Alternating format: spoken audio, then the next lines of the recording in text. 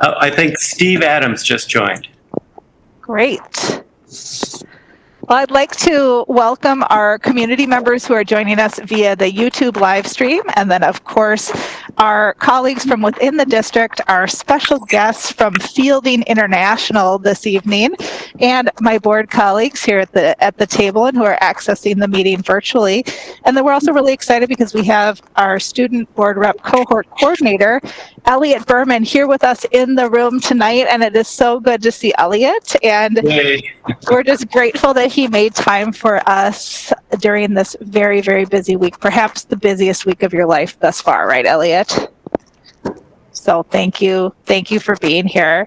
So I'll turn it over to Dr. Mary Perry Reid to introduce our guests. And our first item here on the agenda is a presentation from our partners at Fielding International. Well, thank you so much, Chair Bouchard, and it's wonderful to be with the board members, community members, colleagues, student board reps this evening, and welcome to Randy and Nathan from Fielding International. We're excited to have you here. So just a little bit of a framing, and then we'll have Randy and Nathan share some information with our board. So in May of 2019, we put out a request for proposal for a visionary partner to help us engage in future forward thinking about how we ensure that our learning spaces and facilities are organized and designed for Vision 2031 learning. And we were all really pleasantly surprised when we received a response from two firms that were applying together. They partnered together to show us what could be done. So in their response to our request, Fielding International, a firm that was new to us at the time, partnered with SiteLogic, an organization we've worked with for a long time now. And we have Fielding here with us this evening to help us understand how powerful space design is in creating conditions for change. So with us today are Randy Fielding from Fielding International and Nathan Stringy from Fielding International. They are super familiar with our cabinet leaders. You've seen Randy greeting everyone. And they've also gotten to know many of our school leaders, our staff, and even students during the engagement process. They have facilitated school walkabouts, class observation, stakeholder discussions as a way to get to know our system. And they've used the information they collected to inspire space redesign at our schools. So I'm going to introduce Randy and Nathan now, and welcome to the board table, Randy and Nathan, and we're excited to hear more from you about your work and your recommendations for moving Hopkins into the future of learning. Thank you for being here. Thank you, Rhoda. Thank all of you. One of your key levers is partnerships, and we're very grateful for this partnership. As Rhoda said, we've gone through a real journey since 2019. We're still getting to know you, and the more we get to know Hopkins, the more inspired we are. We're just thrilled to be a part of this. Next slide. So Rhoda and Nathan and I were recently having a conversation. We were preparing for a virtual seminar sponsored by Education Evolving and the Bush Foundation. And we were summarizing some of the key things that are important in transformation. And Rhoda, you said it was culture, instruction, and physical environments. With all those documents and all those fabulous ideas in Vision 2031, you got it down to those three. And I was really impressed with that quick summary, something we could remember. Next slide. Now, of those three, culture, instruction, and physical environments, the culture and the core values are clearly number one. Everything we do that has to do with space and architecture and construction is going to stem from that. In a way, you might say that architecture and space is a kind of strategy. It's a tool. And one of my friends who's an author and a leadership coach likes to say that culture eats strategy for breakfast. So I want to be humble and say that while architecture is very important, space is so important, nothing is more important than your core values and your culture. And we have continued to learn more about these core values each season. And I want to point out that most of these core values are really impacted by space and place in a significant way. This photo that you see here, it's of a school, a high school in Cleveland.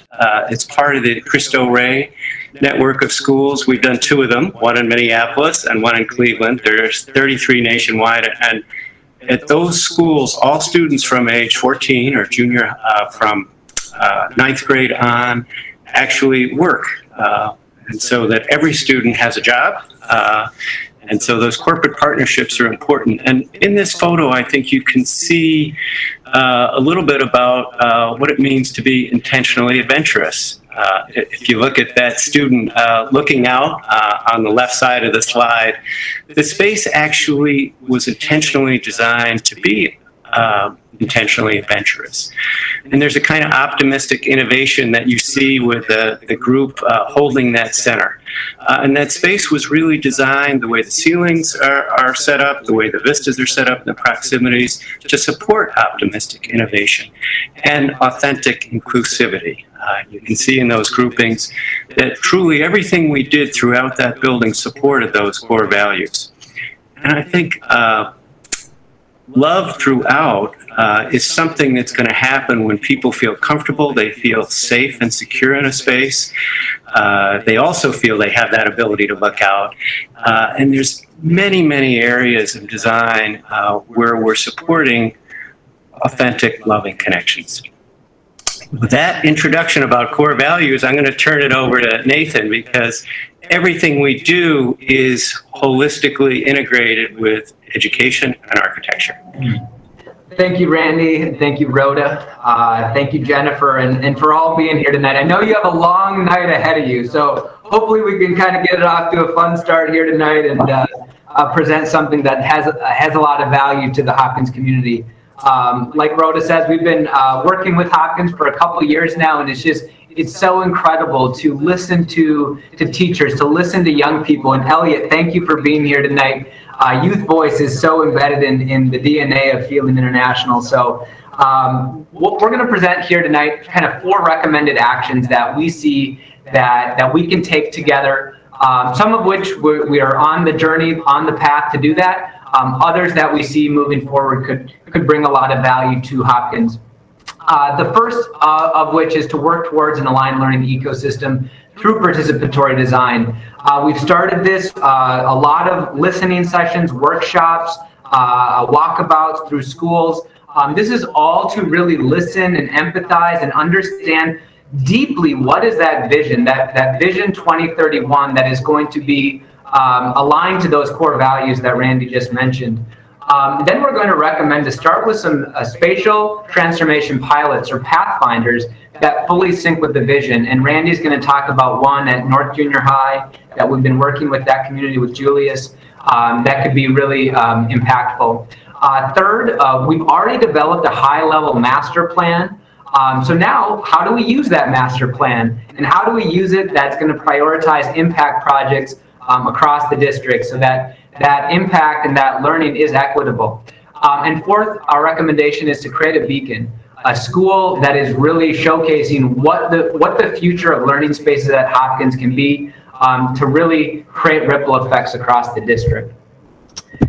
So first, working towards an aligned learning ecosystem through participatory design. We're already on that track. It's what we've been doing for 2 years, really centering ourselves on who Hopkins is, who the people are, what is that vision, and how can people within that ecosystem grow. And now our next step is to create the environments, the physical environments that are going to be aligned to the vision that you have, that human-centered, loving, world-class vision that is knowing that we're in a VUCA world that Rhoda talks about so much, that we need to shift, we need to transform our learning paradigm so that the environments are aligned to the vision and we're growing human capacity along the way with fearless teams, which is critical, using scholar voice, and with partnerships all along the way. So the design process, just a little background very quickly. We've worked with students with design workshops. We've worked with community members for looking at design patterns. We've worked with educators. We've worked with a whole number of different parts of the Hopkins community to really empathize, to understand and identify the root causes so that we can start to move to the next part of the design process, which is to test and collect data and start iterating on what's possible so that we can adopt solutions that are going to work, that are practical, that meets the needs of the Hopkins community. And we're going to start to really understand this idea by taking a single school. And this is the site, existing floor plan of Alice Smith Elementary School. So we took the floor plan, we made a diagrammatic analysis, and we did this for all schools, all 10 schools in Hopkins. But we're going to focus first on Alice Smith, because we're going to start identifying what are some of the problems of this spatial paradigm that you're in Hopkins, and what can we do to start making some of those solutions that are going to get to where we want to go. So, Randy, I think you're going to talk first about cells and bells as a meta problem, and then I'm going to go into the problems that come with it. Randy? A problem that we see in all of your schools, and in fact we see in schools around the world, is this industrial model, cells and bells, where you got an arrangement of classrooms and corridors, and they're isolating. They're actually a barrier to inclusiveness, to adventurousness, and to loving connections. And you can see in that rectangle, that teal rectangle, that's a bells and cells classic arrangement. Next slide. So a solution is to create a learning community model, and that could be grade-based or multi-age groupings. We know that you're exploring multi-age groupings, and I would say that most of the learning communities that we design are in fact like that. It could be grades 1 and 2, grades 3 and 4, sometimes it's 3 and 5. But in this case, they all have in common the fact that you have increased connections to the outside. So you notice that kind of yellowy buff color. It's an opportunity to have these less enclosed, and so they're more collaborative spaces, more active spaces. Also, you notice a couple of those learning studios, those blue shapes, they're connected with a dotted line. We have learning suites, we have a teacher collaboration space, and importantly, we have smaller sizes, cohorts. There's a diversity of spaces. Each color represents a different kind of space. You still have as many enclosed spaces, so it's not the open classroom of the 70s. Next slide. So some of those different kinds of spaces. You have learning studios, which is another name for classrooms, but they're more agile. And again, if you see those connections to the outside in that slide on the upper left, when we survey your students and other students around the world, the two things that come up the most often is strong connections to the outside and more quiet, reflective individual spaces. We see small group rooms. We see learning commons, which are collaborative and inclusive. We see project studios, which are active, which really set us up to be optimistic adventurers. We see seminar spaces, so it's a more nuanced version of a classroom. Instead of all the spaces being the same, they're varied, they're diverse. Diversity is a key to thriving. Teacher collaboration spaces you see on the lower right. Next slide. So in this process, we took each of your 10 schools and we diagrammed it so we could look at it in terms of what kind of patterns did we see of arrangement of spaces. And so we see on the left the existing plan, on the right a vision aligned concept. And this is for about 5 cohorts of approximately 120 each. And later you'll see we've applied that kind of thinking to all of your schools. Next slide. So we're going to outline 5 problems just within Alice Smith that highlight the transformation from a cells and bells model to a learning community model. So the first problem is that this school and many schools that we see have long and narrow corridors that get almost no natural light. And this creates a couple of problems. One, it's a space that you don't really want to be. So the only time they're used are for student storage and to get from one place to another. They're not seen as learning spaces, and thus they silo the learning spaces within the school. A solution to this is to shorten and activate the hallways. By creating that learning common space that Randy mentioned, it actually acts as breakout space, and it has outdoor connections. Second problem, we see a lot of homogeneous, similar looking classrooms that are disconnected to one another. And what this does is it creates these zones that teachers own their classroom, and that there isn't a lot of work across disciplines, subjects, so that you create these little fiefdoms within your school, rather than the school being seen as this collaborative, connected ecosystem. So a solution to that is a diversity of spaces, like Randy mentioned. The learning community model supports a diversity of spaces that are more active, they're more collaborative. It allows for different modalities of learning, whether it be individual, reflective learning, small group collaborative learning, but also whole group learning as well. We're not saying get rid of all teacher-led classes. No, absolutely, there's still spaces for that. But having a diversity of spaces allows for the type of learning to happen when it's needed for the learner, when it's needed. Problem number 3, and this is more specific to Alice Smith, but for several schools in Hopkins, it has an enclosed courtyard, which is kind of nice. You see a picture of it here in the bottom right, but it has no exterior vista. So it doesn't really draw you into it. And it's not really a place that really once you're in it, you kind of feel boxed in. So they don't get used very much, and we heard that from principals, from teachers, from students, that they largely just sit empty, even though they could be really nice. So a solution to this, and this kind of goes into that larger learning community model, is that with this openness, creates more fluidity, more transparency, visual transparency, which is also a passive supervision, a safety benefit as well. It creates agility so that your entire learning space is seen as, your entire facility is seen as learning space. And it spreads this throughout the facility. And it actually makes that courtyard much more valuable because it has this exterior vista to the outside. Problem number 4, and this is a big one on a lot of people's minds right now coming out of COVID, is the Cells and Bells model lacks spaces for authentic collaboration as well as well-being. Because our classrooms are very homogeneous, they're set up very similarly oftentimes, though teachers in Hopkins have been very creative to try to create small learning zones within them that might have some beanbag chairs or couches. A lot of classrooms end up looking kind of like this, with rows of desks or chairs or tables that orient to the front.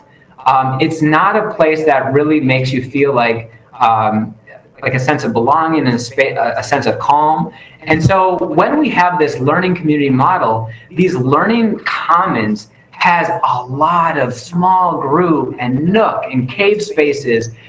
This is a nest space of a school that we designed in San Antonio. And it's one of the favorite places kids want to be because they can just go and chill. They're in this smaller environment. They can read. And these type of small breakout spaces, nook, nest, cave spaces are demanded, as Randy said, all over the world from kids. The last problem that we see is the school lacks meaningful teacher collaboration. There's only a single room in the entire building which is designed for teachers to meet, and that's the teachers lounge. And I taught for 10 years. I know I talked to a lot of other teachers. Teachers lounge is not where the most authentic, creative teacher collaboration happens. So what we can do is we can distribute teacher collaboration rooms into learning communities. And not only does that create this sense of true collaboration that teachers can work together, it makes for interdisciplinary work to be much more viable, but it also creates that sense of passive supervision so that teachers can still see out into the learning commons. And there's a whole tier of benefits that goes with distributing teacher collaboration rooms throughout the school. So we're going to pause here a second and really want to hear from you. We just went through 5 problems with five solutions, and they're all up here right now. But we want to pause and say, you just took in a lot of information. What resonates with you? Either a problem that you really see that resonates with you, or a solution that goes with it. At this point, feel free to unmute yourself and I'll keep this up, but just go ahead and unmute yourself and tell us what resonates with you.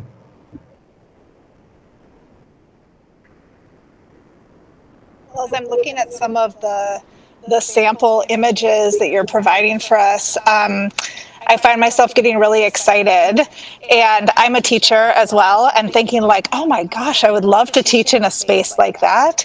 So I think this idea of meaningful teacher collaboration really resonated. As educators, we're often putting ourselves last, right? We're putting students first, and then kind of like finding the time and the space when we can to collaborate with our colleagues, but to see that reflected in the architecture and in the design is just so powerful. And it's something that I was not thinking of, when I was doing my own reflecting on like the problems of our current architecture and how it upholds that cells and bells model. So I appreciate that. Thanks, Jennifer.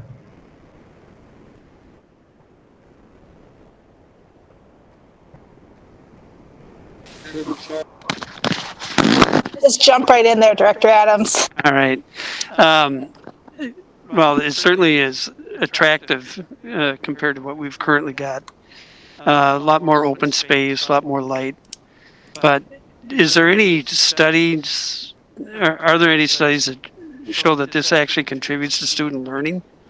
I mean, what's been the connection between student outcomes and the redesign? Especially in the schools you've already worked with.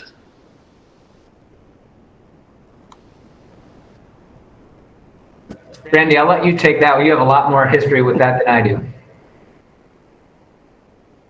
You're muted if you're trying to talk. Good question, Steve. So looking at both our schools and also the research. So one of the best studies we've seen on teacher collaboration, building on what Jennifer was just talking about, was by Carrie Lena in the Stanford Journal of Innovation. I think I got that right. And in fact, there was a significant increase in student outcomes and teacher satisfaction when they increased collaboration, meaningful collaboration. So, and I believe there are other studies on that as well. As far as our own schools, we've done surveys quite a few times, and there's been a significant increase in well-being. That's something we see immediately in studies on, what is your level of well-being, dramatic increases. And then in terms of traditional measures, Steve, like test scores, there's a name for this in research, but you don't see it in the first couple of years. What you see is a response in terms of increased sense of joy, well-being, connections, happiness, but it doesn't impact the test scores immediately. Actually, there's a little different. What happens is you see a kind of relaxing. Teachers are less stressed as well. When they're in a cohort with, say, 4 teachers are responsible for 120 students versus 1 teacher for 25 or 30 students.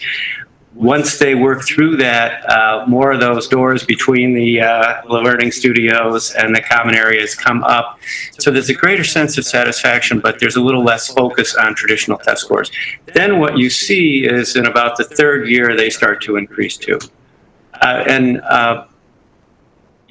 of the people who've done that, I forget the gentleman's name, he's from Southern Cross University in Australia, studied quite a few of our schools that we designed across China, and came up with some of those results.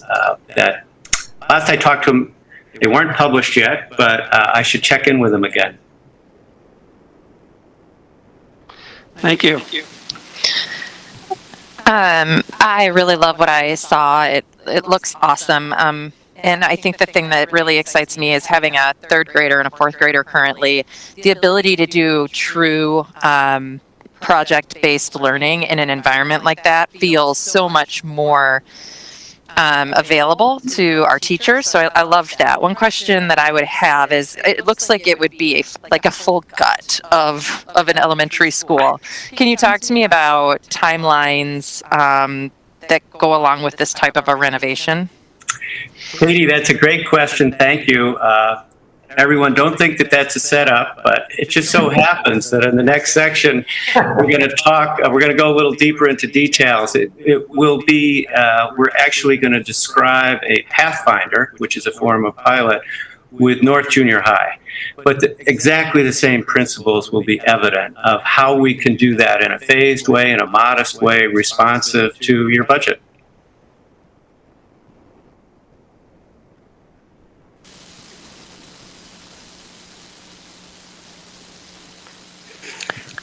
Maybe we have one more thing that resonates before we move on to that. Hi.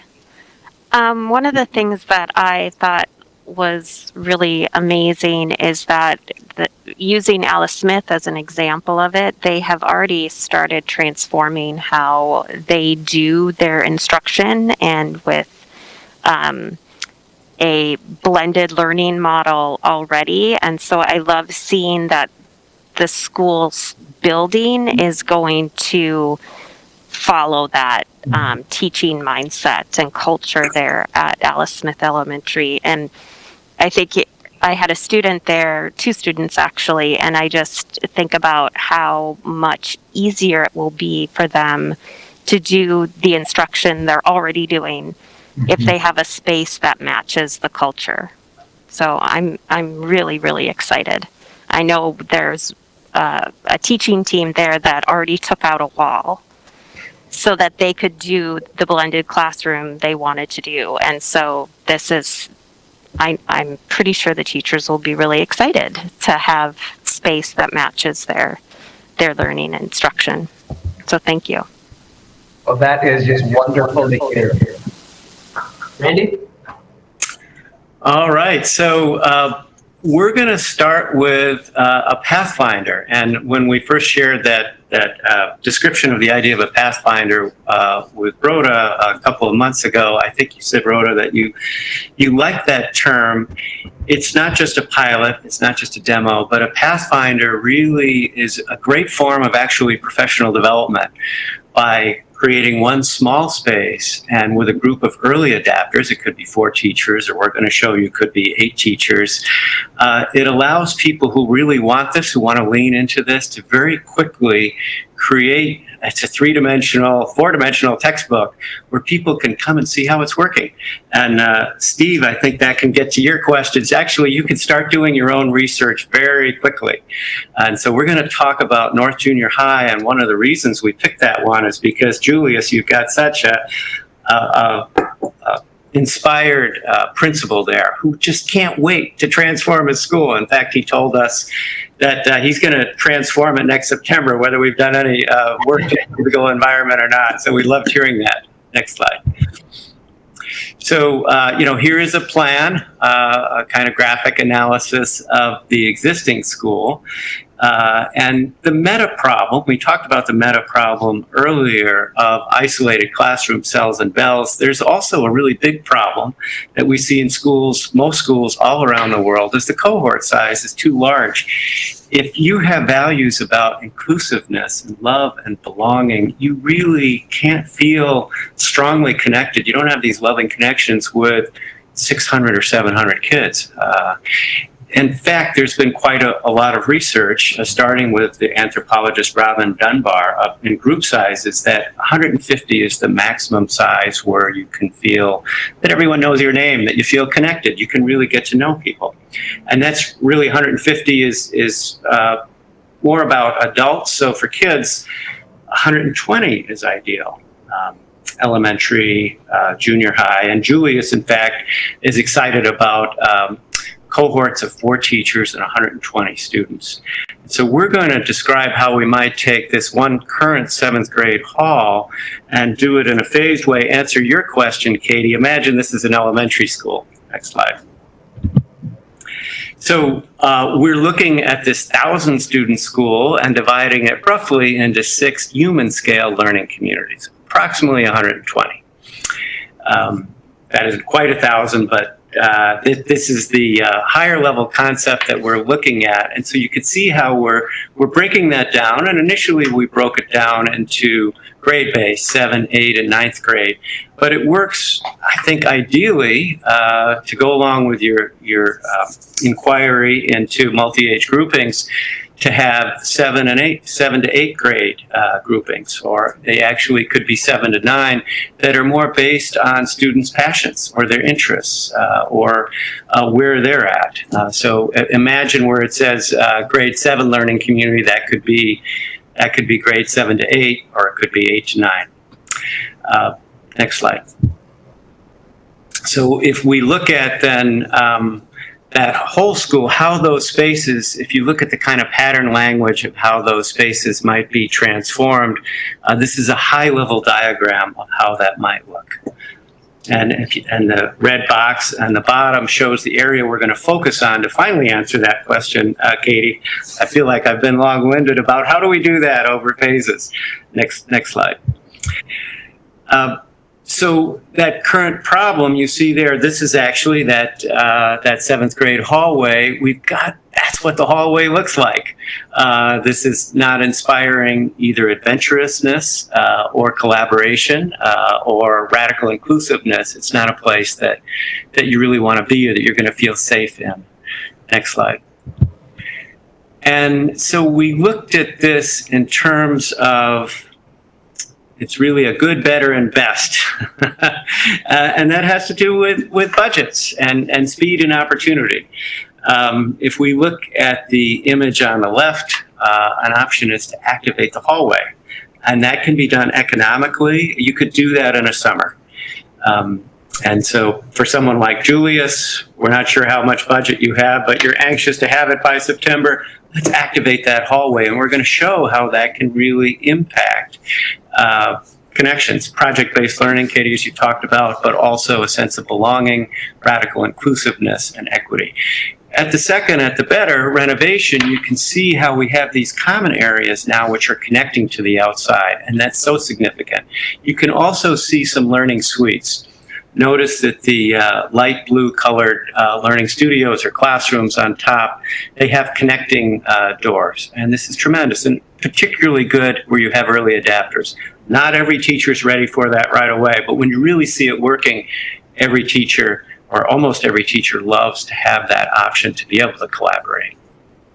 And then there's a teacher collaboration space in the center, that pink color, that supports both of those cohorts. So this is 2 cohorts in the center, the $2 of 120. And then we look over on the right, this is a more expensive option when we also have an expansion. Something that's important about that expansion, those learning commons have gotten larger, and that supports some of your other levers and core values about partnerships. So when you have a larger common area, you've evolved your learning community model so it begins to extend outside of just the classrooms. It's ideal for community and business partnerships to come in. So Alex, I think I saw him on the slide earlier. These are the kinds of spaces now which really engage people from the outside to come in, or to invite other learning communities to come in. They become bigger spaces that are more meaningful, more community-like. Next slide. So if we look at it in 3D, we can see on the left, what it starts to look like when we activate the hallway. We can also, those blue-green arrows show how we can start to connect those learning studios and become learning suites. So it's kind of buddy system.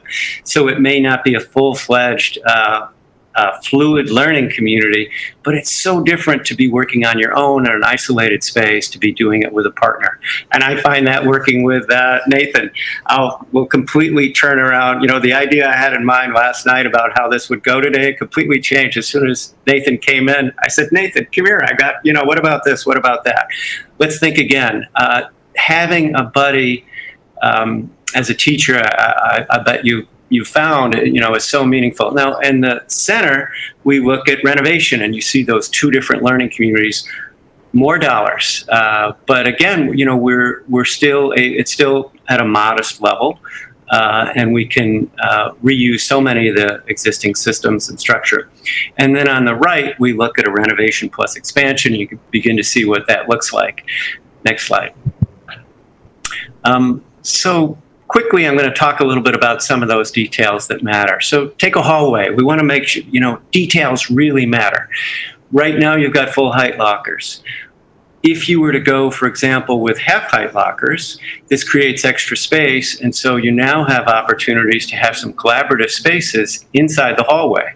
And you could, for example, have fold-out tables. You can have this fold-down collaborative space. And we've looked at it. The hallway is still wide enough to get a 6-foot clearance, meet exit requirements, and keep the fire marshal happy. So that's pretty significant. And then we're also putting, you can see there's sliding doors between some of those classrooms. Very significant, very economical. Next slide. And you get some of the details that make that work. Half-height lockers, straightforward, the retractable tiered seating. We have done this all over the world quickly, often in a summer. Next slide. So you look at what that looks like in 3 dimensions. You can see that teacher collaboration room in the center that's looking and accessing 2 different learning commons. Next slide. And we look at what more detail of a plan of how that looks, and you can see you still have the same number you have enclosed spaces. So this is not like twisting the arm of your whole staff. This allows staff members to still operate in a more private way if they want to. Classrooms, learning studios can be closed off, but can also collaborate, and you can meet in the hallway. And so this really completely changes the spirit of a school. You're no longer an isolated teacher, and it's not about you're in a room with 25 or 30 students. Rather, you're part of a group of more like 120. You see some of these small group rooms, and it's very important these common areas have strong connections to the outside. That's something that's different. Often we'll see common areas that are interior. When you think about it, if you're transforming your model from an isolated classroom model where you have windows to the outside to one that's more collaborative, but the collaborative spaces are inside without connections to outside, it's very hard to make that shift. So that's a key thing to notice as we go forward. Next slide. And so you see a 3D version of how that works. You see the teacher collaboration room in the pink over on the right, the common area in the beige. You see a small group room in the center. And you see in the center left how 2 of those classrooms can be connected with sliding doors. It's a pretty simple intervention. Next slide. And now you see it in 3D when we also do an expansion, and we've also created a really usable outdoor space. It's very much a part of the whole design. And you see those learning commons are larger, and it becomes more like a piazza. If you've ever been to Italy and you come to a piazza, it's just amazing. It brings everything together. It's a kind of community space, and you have many of them. Something we're not delving into right now, but each school, ideally, we want to have a kind of heart for the school, but each of these common areas is a small heart for that learning community. Next slide. And so you see you just see a more detailed plan of it, very similar to the last plan, but we've done an expansion. And we're able to work with you, with SiteLogic, with mechanical systems, with engineers, and budget this and look at, what are the priorities and what are the costs and how would we face that?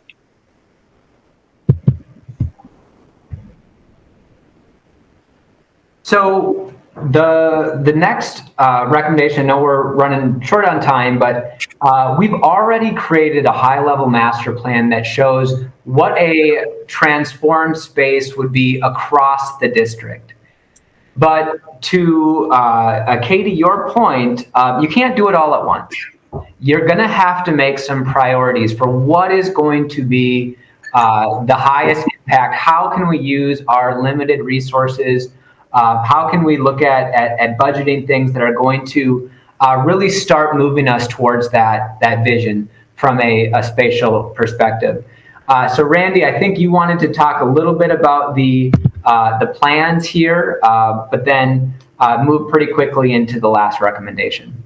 Hey, thanks, Nathan. I'll go really quick to respect your time, but we just wanted to give you a quick overview that, in fact, we do have these vision-aligned plans for all 10 of your schools, and you can see the 7 elementary schools here, and you can see that there's more breathing room in these plans, and yet we're respecting the same envelopes. Go ahead to the next slide, Nathan. And then we've done the same for West Junior High, North Junior High, and Hopkins High School.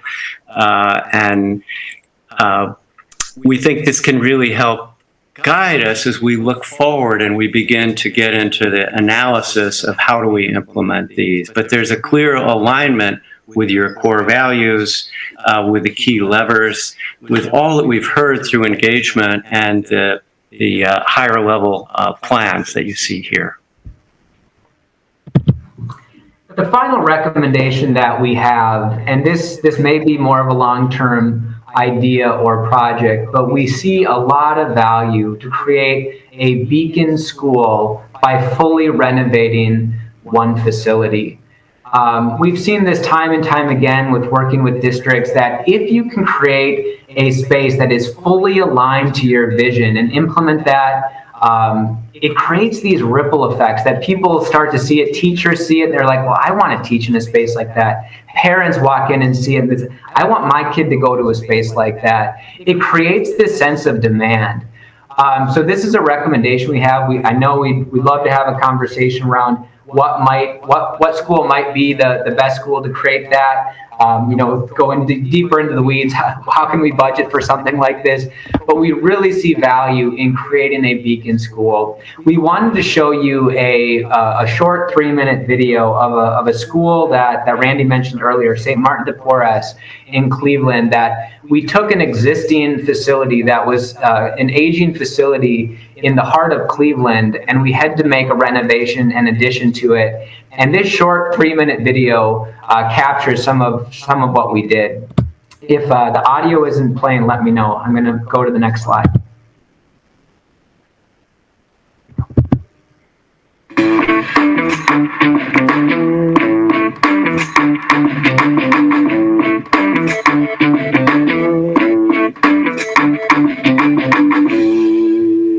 St. Martin de Porres High School can serve as an inspiration to communities everywhere. It solves a problem in urban education that we see in so many places where kids are not fully engaged. They're frustrated. What they see in their textbooks doesn't relate to what they see in their neighborhoods.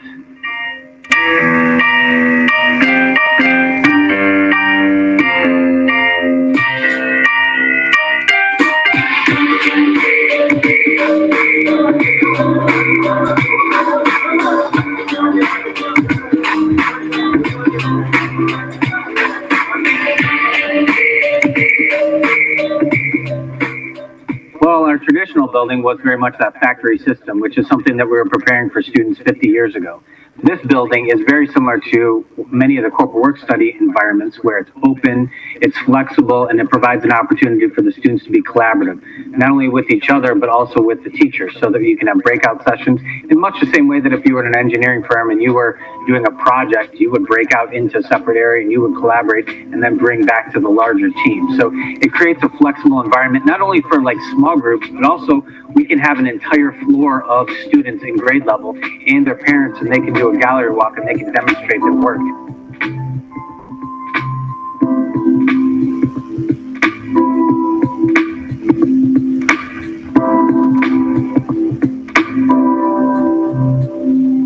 The inspiration for the design really pulls from a modern, innovative workplace. We wanted the students to really feel that it's a seamless transition between school and work.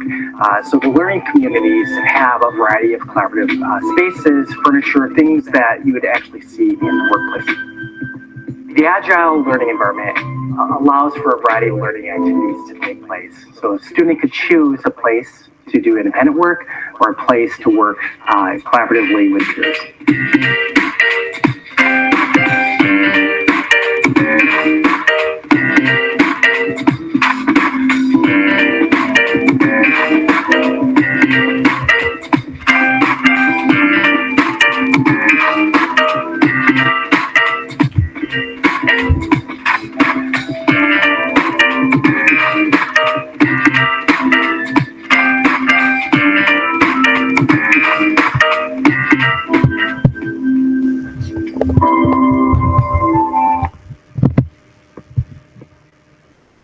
All right, well, those are our 4 recommendations that we wanted to give you, the Hopkins board. We're certainly welcome to stay on and have conversations, but we want to be mindful of your time as well. And I know our 45 minutes are up.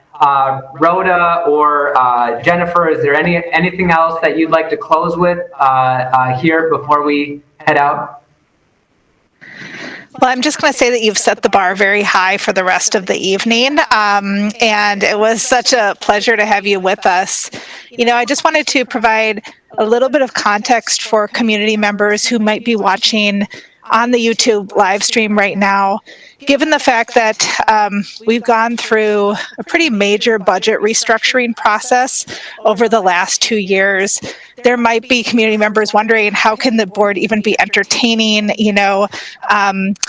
architectural changes of this scope, even the hallway expansion. And so I just wanted to clarify that the funding for this work comes out of our building construction fund and that capital projects levy. And this is work both in terms of the visioning and the work that Fielding International has been doing with our community, and the financing of it, or kind of thinking to how we're going to finance it. This is work that's been happening now for over 2 years. We just appreciate the level of detail that you were able to provide tonight. We know that you've been working collectively with our community on some really exciting things, and to have that come before us in more specific way this evening, so we can really envision those possibilities, has been very exciting. So I appreciate you making the time. Our pleasure. Yes, Dr. Mary Perry Reid. Thank you for that context, and I want to also thank Fielding International, Randy and Nathan, for being here this evening. We've truly benefited from your partnership, not just because of the inspiring future forward design thinking, but also we just want to acknowledge you as an education thought leader, and the role that you've played in pushing our thinking about what learning environments need to look like for our scholars. I am very excited about the possibilities. I also want to help manage expectations just a little bit, because I heard our Vice Chair, Andreessen, talk about how excited she was about the Alice Smith renovations. And, we actually haven't decided which school we're going to start with. There are a lot of decisions that have to be made. And so I know we probably all have some ideas about where we'd want to start and at what level we want to start. And I want to just throw out an invitation to any community members and even board members who are watching, but we do have a year-long learning spaces and facilities team that will be meeting on a regular basis with Kevin Newman, our supervisor of buildings and grounds, and also Toriro Chapanduka, our director of business services. And this team will work together to look at the recommendations from Fielding International, to look at our long-term facility maintenance plan, to look at our capital projects budgets, to help us be very organized about the improvements, the future forward improvements that we make at our sites moving forward. So again, I just want to thank you, and thank you board members for their excitement and enthusiasm. And it's, there's a lot of possibility. So the future is very bright in terms of what our learning spaces can look like. Thank you. Thank you very much. Thanks for having us tonight. Good night, all. Good night. Glad to be here. So we'll move on to our next agenda item, which is our board goal attainment conversation. I'd like to thank Vice Chair Andreessen for her help in preparing this evening. And so what I've done is just taken our board goals from school year 2021 and jotted down some notes where I think my perception of where we are with these goals. And so I'm wondering if I could share those with you and then have you, board colleagues, add your observations and ideas. And then I will continue to take notes on my document here, and I'll provide an update to our community during the meeting regarding what we talked about here during the workshop. I'll also be taking notes on possible board goal ideas for 21-22 that I hear coming out of the conversation. So that could either be maybe things we wanted to get to this year that we had intended to get to and didn't, or some goals that are related to our current goals, but really pushing that work further.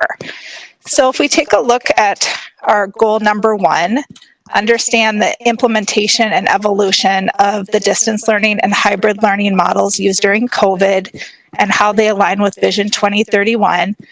We had 3 specific action items there. So the first one was that the board will receive regular updates from the superintendent and staff and the myriad departments within the district that help operationalize these models.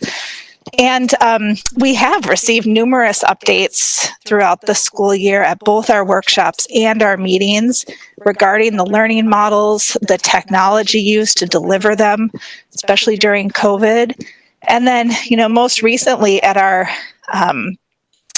3 most recent meetings before this one, we heard from our building leaders at the elementary, junior high, and high school levels about their plans for learning innovations next year, which has also been really exciting. And I'm wondering if you have any other detail to add to that first action item. Chair Bouchard, Yes. did you intend to be sharing your screen? Am I sharing my screen? No, that's why I thought you said you were going to. Oh, no. Okay. I'm not. All right. I was like, I don't see it. Brief panic. No, I'm Okay. not. So the board goals are in the workshop packet. Right. Okay. So anything to add on that first action item?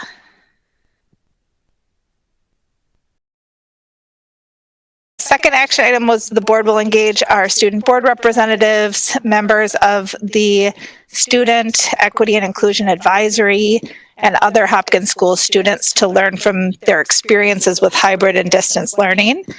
And we're grateful to our student board reps who have updated us during their reports. Our Equity and Inclusion Student Advisory gave their recommendations to the board during the April 27th workshop, which was really wonderful, both in terms of how those recommendations aligned with the current priorities of the board and our goals and things we're already working on, and then also helped us think to our work next year and future goals that we might like to put forward. So anything else there with that action item?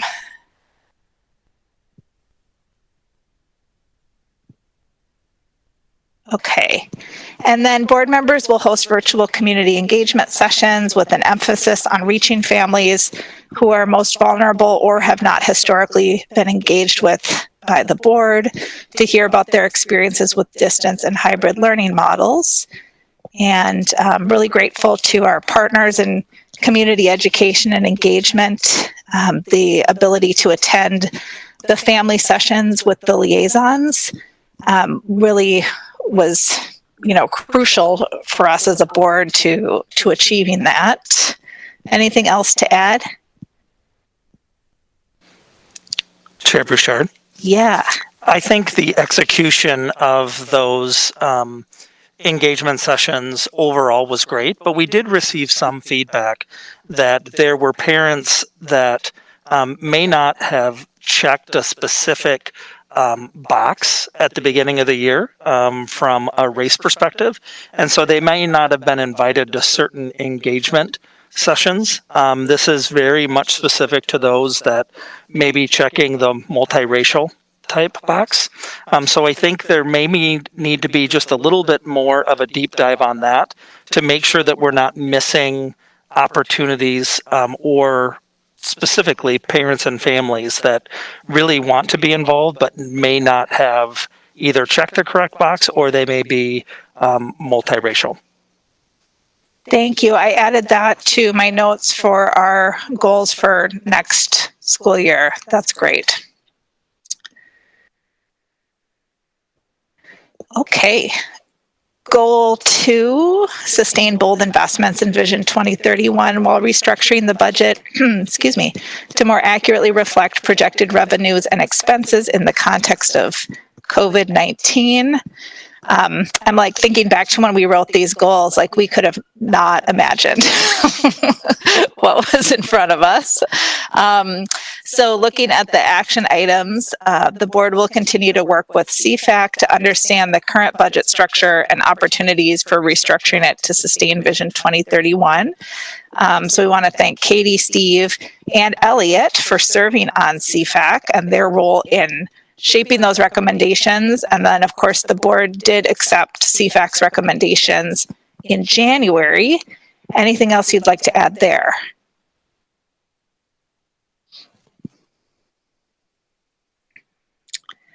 So second action item, the board will consider Cabinet's recommendations for aligning the budget with Vision 2031.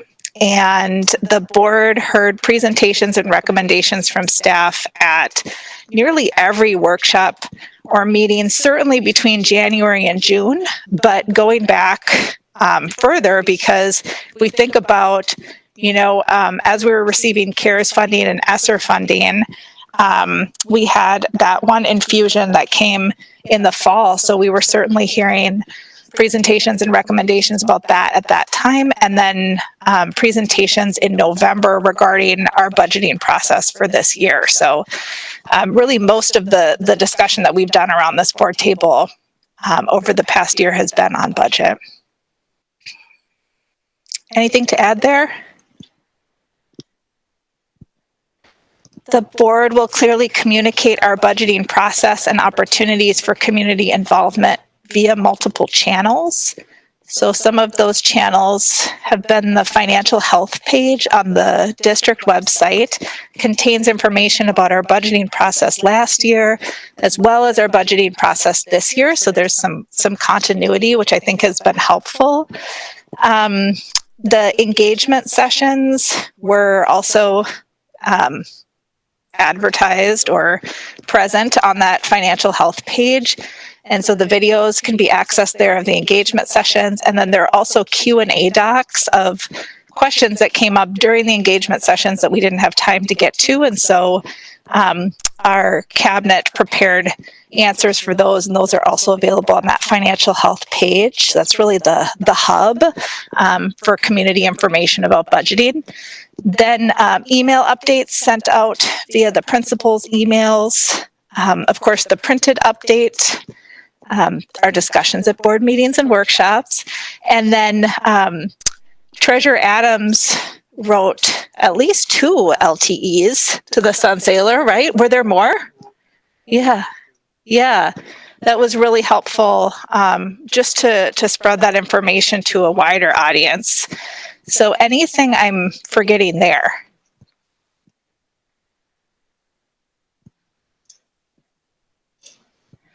And I already mentioned the community engagement sessions.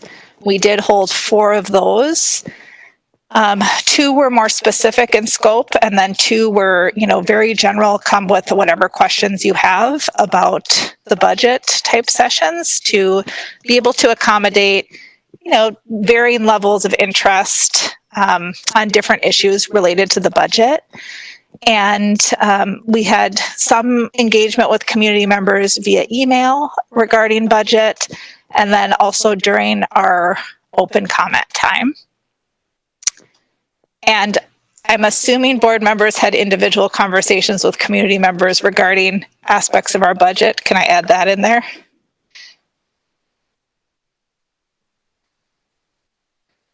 Okay. Anything else you want me to add under goal 2? Chair Bouchard. Yes. So I'm assuming you want to do some type of a follow-up, especially on the new idea that principals are going to be kind of running their own budgets in really something that they've never done to the extent that they are now. I know that a couple of the questions on the meetings, the virtual meetings that I attended, that was one of the questions of how do we know how this is working? And then of course that expands to kind of the demand planning that we're using now for staff as well. Yeah, so looking at the predictable staffing model and then budgets as they relate to specific school sites. So yes, I took a note there as we consider our goals for next year, kind of doing a deeper dive into that area. Is that what you're thinking? Yeah, I think somehow, some way we need to give an update of how's it going, here are our learnings, and because by the end of next year, we're going to have to let them know what changes are going to be made, or if everything's absolutely perfect right out of the gate. Yeah, so those could be conversations that we start to have in the fall, in anticipation of our budgeting process that officially begins in January. We can, noodle on timing and the best approach there, but I agree with you. Okay. Great. Chair Bouchard? Yes. I think it might be important to include conversations that we've been having with the LAC around funding, which then often translates into budget conversations. So are we thinking that for action item 3? Sure. Okay. So I just want to make sure that I convey this accurately later during the meeting. So conversations with the LAC is part of those opportunities for community involvement, like with advocacy and stuff. Is that?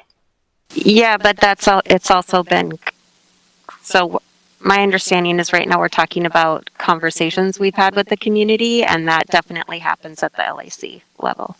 Great. Perfect. Thank you.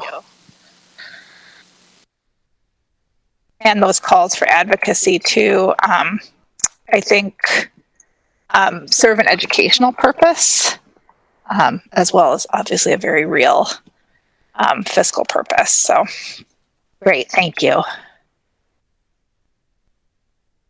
Okay. So goal 3, design and implement an adaptive plan for public board meetings and workshops as we continue to move through COVID-19.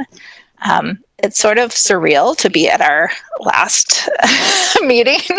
I mean, yeah, at least of this school year. We'll continue to adapt next year, I'm sure. So action items, the board will work with our district leadership team to develop meeting models that we can use based on current health data throughout the school year. So we've certainly done that in collaboration with our technology team, who have been incredibly supportive and really helped us develop these models that we could move in and out of and that were adaptive. The board will establish a more direct process for public engagement during open agenda. And so currently we have 2 options. We have the voicemail option, or of course, community members can now attend in person to give public comment before the board. And, when we were meeting virtually, we were just using that voicemail option. We actually started with a different option at the beginning of our virtual meetings, which was the Google form, and then we evolved to the voicemail, and now we're at this state of having 2 options. And wondering if there's anything you want to add there, or anything that could inform our goals for next year.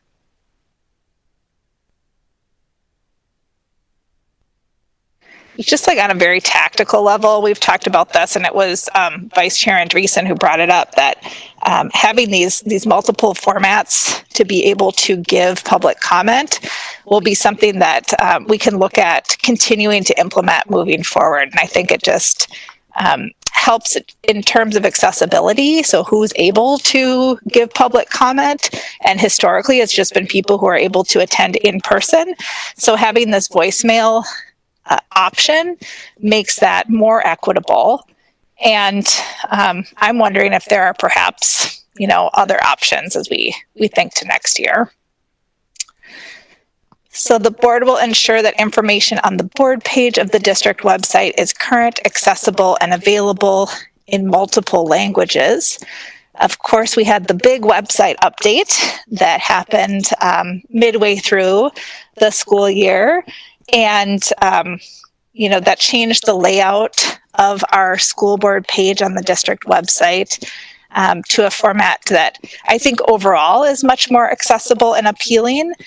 We're still kind of working out a few little things, but I think overall that was an improvement. And then the translation function as well that allows information to, simultaneously be available in other languages. And one thing that comes to mind there is that we still need to put our student board rep information on the website and have a student board rep presence on the website. So I will make a note of that for our goals for next year. Anything else about goal 3?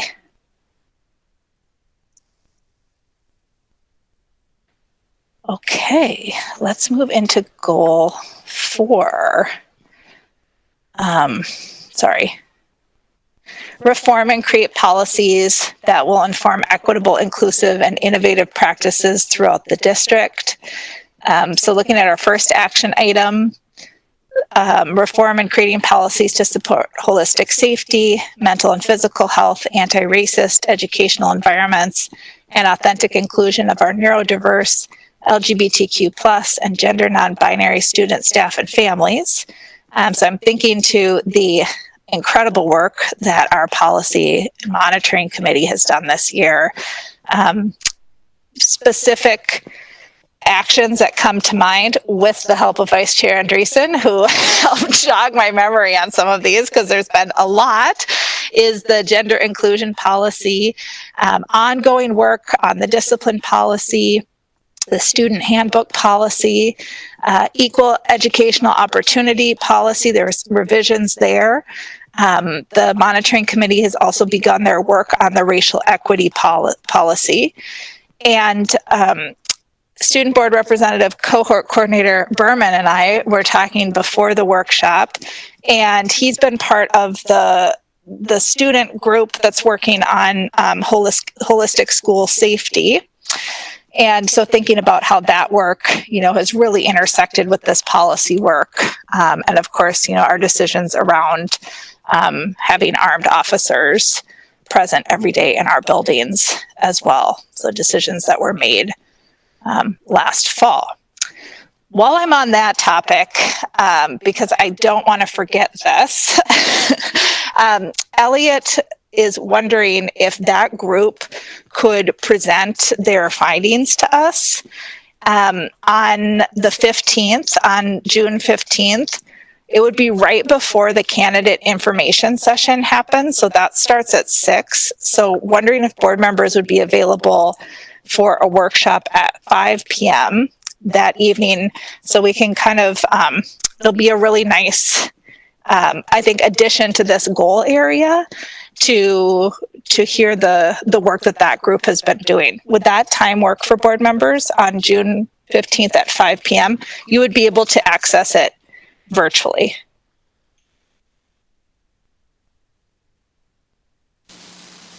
That works for me. Just to clarify, Elliot, who's going to be presenting? Is it the seminar course or the task force? Who would be presenting would be the student seminar course. I don't know which specific students would be able to show up at the current moment, but the goal is to present the work that we put in to the board. Great, thank you. Chair Bouchard, Yes. what time is our orientation meeting for potential candidates that night? Do you recall? 6. Was I right, Katie? 6? Yeah, 6. All right. So it would be a workshop format. We wouldn't be taking any action, just hearing an update on the work that that group has been doing. So it sounds like it works for those of us here. Director Khan, would it work for you? I'm sorry, I can't hear you. Sorry. I will totally be available. I was just curious, will this be presented online as well to the rest of the community? Absolutely, yes. Just as all of our workshops have been, we can stream it on YouTube. Okay, great. Thanks. Sure. Okay, excellent. And then going back to goal 4, our second action item, the board will engage our SBRs, members of the Equity and Inclusion Advisory, and other Hopkins School students to learn from their experiences and hear their input on proposed policy changes. So the Equity and Inclusion Student Advisory gave their recommendations to the board, of course, last month. Vice Chair Andreessen, could you talk more about the survey that was sent out regarding gender and well-being? Yes, we included some questions around gender identity and student well-being in the classroom, kind of culture questions around gender identity. Gosh, I can't remember timelines. Early May, I think, and it was a follow-up with our student advisory had recommended that as part of the gender inclusion policy, and we really saw these specific questions to be guiding us as we work with administration to create the staff guide that goes in conjunction with the inclusion policy that the board passed. Wonderful. Thank you so much. And then Royal Reps are working on the student handbook. This is another exciting update. Okay. The board will engage with members of our district advisory committees, staff, and community experts to learn from their experiences and hear their input on proposed policy changes. So the student survey that Vice Chair Andreessen just talked about, staff input from our liaisons, are drawing from the wisdom of SEAC on the bullying policy. Staff were consulted with regarding the handbook, the student handbook revisions, and then feedback from the school safety task force. And board members will host virtual community engagement sessions to hear community input on proposed policy changes. There was an engagement session on the gender inclusion policy that I've heard from multiple community members that Director Peterson was really wonderful at. So I'm gonna have to go back and watch it now. And then there's a plan to do another engagement session in the fall to address the student conduct and behavior policy. And that's the same as the discipline policy, right? Yes. Okay, great. Wonderful. Anything to add there? Okay, let's move into goal 5. And this is our professional development goal area. And just speaking for myself, I feel like this is how my professional development went this year. It was like, okay, here are the things that I really need to research because here are the issues that are coming before the board. So I did that. And then it was like something would fly in out of left field, you know, like, whoa, there's this other thing that I need to know about that's COVID related. Let me reach out to MSBA and get the information I need so I can bring that back to the board. So speaking for myself, my own professional development felt like I kind of had a plan. I researched the areas that were absolutely essential for me to research. And then there were like all of these things that interrupted the plan throughout the year. So I'm not quite sure if you had a similar experience, but being completely transparent, that's how my professional development went this year. So in terms of the action items, the first one was board members will identify individual learning goals based on the scope of their board responsibilities. And I would say that, this work was more personal, not necessarily formalized, right? Like we didn't write out our goals and share them with each other, but, rather kind of thinking personally, what information we needed in order to be able to perform our roles, to the best of our abilities. And then board members will access information from education thought leaders in a variety of ways. So thinking about some of the resources that I know board members have drawn from, and then I'm going to need your help here. So MSBA and NSBA. There was the Anti-Racist Educational Leadership and Policy book that was given to each board member at the beginning of the year. And then I'm curious to know from you kind of what other resources you've consulted over the year. Chair Bouchard, AMSD on a regular basis has some good presentations on various educational topics. Absolutely. Thank you.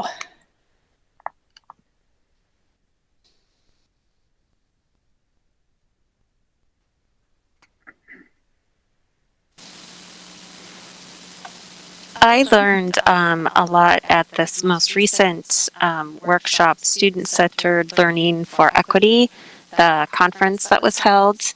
I went to a lot of the breakouts and both the opening and closing sessions, and those were incredibly informative. In particular, lots of really great stuff being done locally that we can tap into as a district, I think. That's wonderful. Thank you. Chair Bouchard. Yes. So I have learned a lot from Steve Adams this year, and I really think that we need to bottle all of his experiences to make sure I think he needs to write a book just so we have everything documented. I'm just saying. I have added Steve Adams to the resource list. I agree. Thank you, John. And speaking of drawing on, the knowledge of our board colleagues, Director Khan, I know that you're part of the Minnesota School Board Members of Color group. And I would certainly, consider that to be professional development because there's some incredible thought leaders in that group and, the ability to collaborate and find out what other districts are working on. Yes, for right now, we're still in our development phase. So we haven't started going out of our group to collaborate with anyone yet because we're just still working on our own internal issues. But for sure, it would be really great to collaborate, and I will definitely get in touch with Helen McMickle-Bassett, who is the leader of our group, and I'll let her know about this. I think it's really great that you've been a part of that group and, really appreciate the work that the group does. So thank you. Mm-hmm. And then board members will share their learnings with board colleagues and community members during workshops, meetings, and community engagement sessions. And I think this, happens organically during our discussions at the board table. And then kind of a place where some of these updates live is during our board member reports as well that come at the end of the meeting. Anything to add there for goal area 5? I promise to make that much shorter and more condensed when I give the report during the meeting, but I just wanted to make sure that we had really talked through everything so that, we were all in agreement regarding where we are on these goals and what we were able to accomplish. And then I took those notes that can inform our goal conversation that we will start in August. And so then that transitions us right into our third agenda item, which is our board retreat planning. And, in the past, we've done either half or full day board retreats. These, of course, are open meetings, right? So they're accessible to community members. who want to come observe the retreat.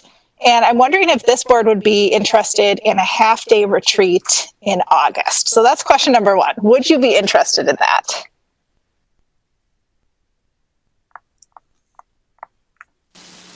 Will there Yes. be snacks? Of course. So I heard a yes and a will there be snacks. Shannon, now that you've heard there will be snacks, what's your reaction? Then I'm all in.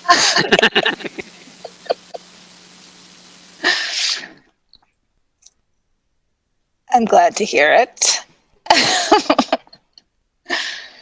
And, the retreat can just give us time to, discuss our board goals and our intentions for the upcoming year, and then, think through anything we might already know at that point that we want to have on workshop and meeting agendas. So for example, if one of our goals is to really wrap our heads around the renovations that will be happening in our buildings, over the next 2 years to 10 years, we might look at inviting our Fielding International partners back, just to give an example of some of the planning that we could do at that workshop. And then, any sort of team building activities that the group is interested in.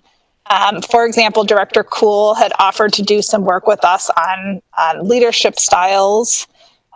So, kind of drawing on the wisdom of this group, or if there's interest and need, perhaps bringing in an external partner to help us think through some of that. So just to give a bit more framing before you say yes or no, like, what are we going to be doing at this retreat? So there would be snacks, and then there would be time used well to really, put us in a good place collectively so that we can start our work next year. I think a lot of the culture building we did as a board this year happened like very quickly and intensely. And when I say this year, I'm actually going back in my mind to like February 2020. And, we had our new board members come on, and then it was like, get ready to lead during a global pandemic, get ready to lead during major budget restructuring. So I think there's just been a lot of intensity.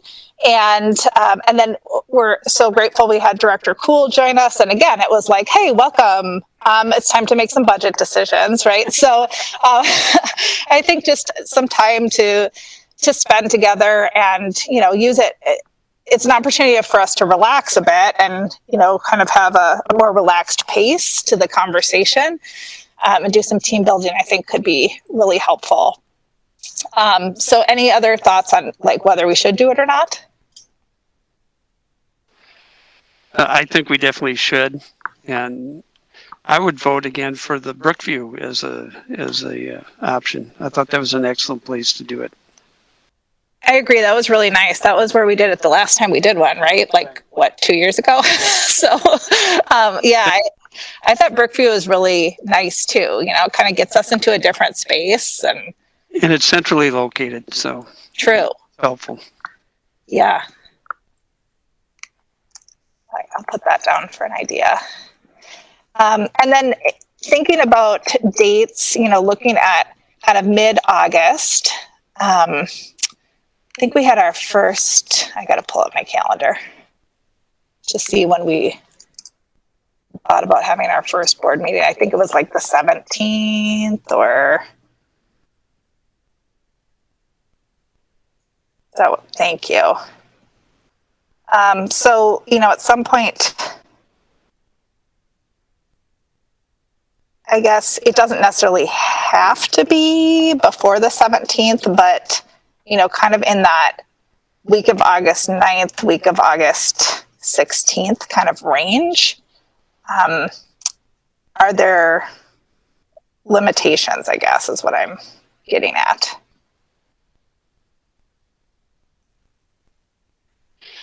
I don't make my schedule that far ahead, so I think I'm good.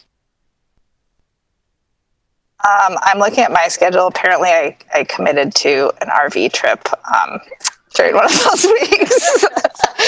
um, so I would be able to do the week of August 16th. I don't know, would like a Friday morning through lunchtime type? Not the 20th for me. Not the 20th, okay.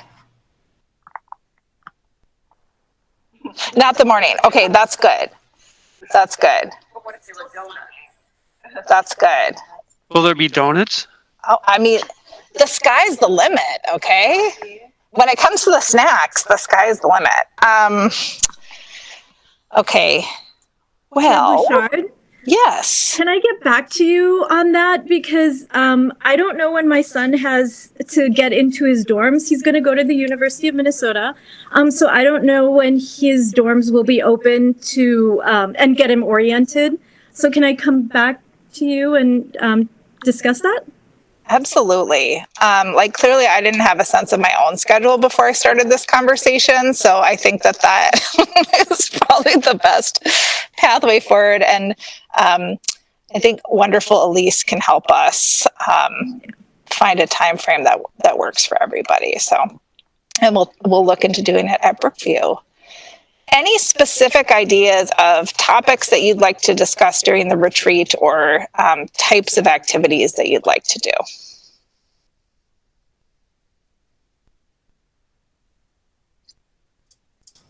Can I share my favorite team building activity? Yes. I think you guys should actively do open karaoke with each other. It gets you guys out of your comfort zones. Shows a new size of all of you. So I think it's a really good learning opportunity for you all to do. And it would be zero cost because I have a portable karaoke machine that I got at a garage sale. So Thanks, Elliot. I'm adding it to the list.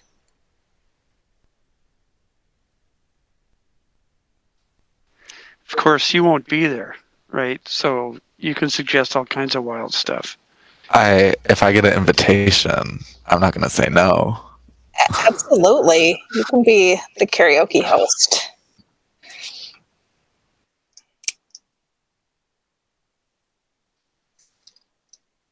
All right. Somebody unmuted. That was me, I think. Hi. I was thinking it might be good to do something like I'm not sure where we're at with our equity audit as a district, but it might be good to do some conversations around that, maybe more focused on as a school board. I really like that idea.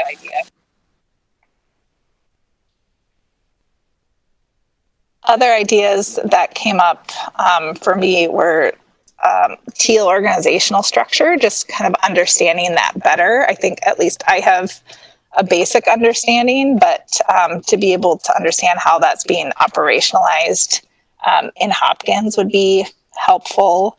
And then looking at, as we continue to embed restorative practices even further into our district's work, understanding some of those approaches better too could be interesting. And again, these don't necessarily have to happen at the workshop. We could do those, or the retreat, I'm sorry. We could do those during workshops throughout the year as well. And then as I'm sorry, Shannon. No, I was just gonna add in that I think it's really powerful to experience a circle, which is part of the restorative culture. So if that's something that board members would be interested in, it might be great to have that be the format for the retreat. I really like that idea.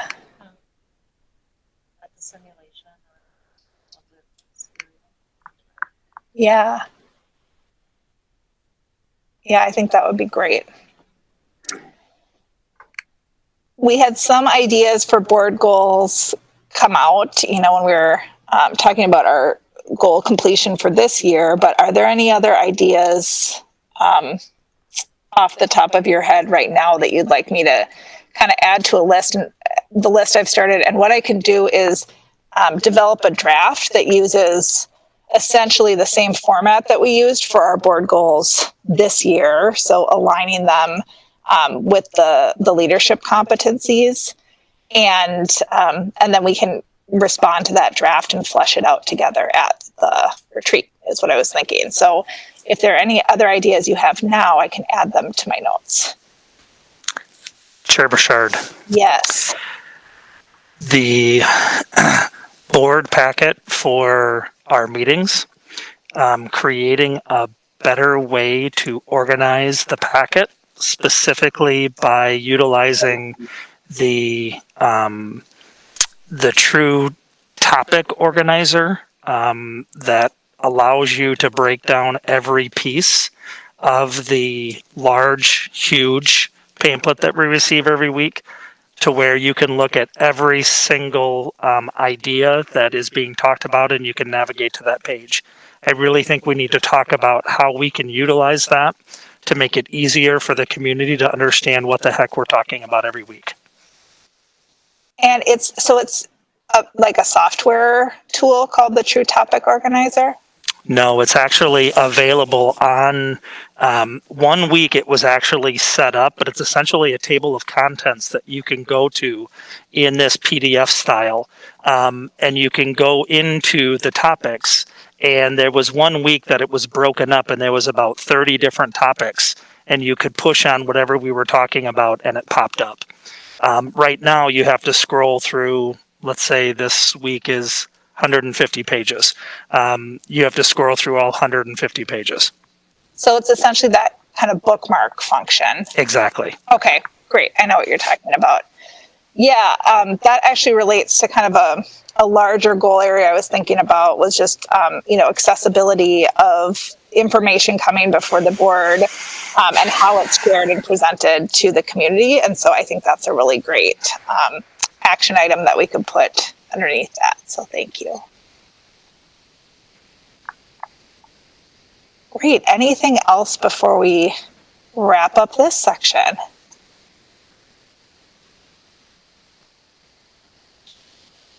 Well, thank you very much. And I'll look forward to delving into retreat planning, and we'll find a date and time that works for everyone. And there might be donuts, there might be karaoke. I guess you'll have to show up to find out. All right. With that, we'll move to our final agenda item for the workshop, which is our superintendent's goals. And I'll turn it over to Dr. Mary Puri Reid.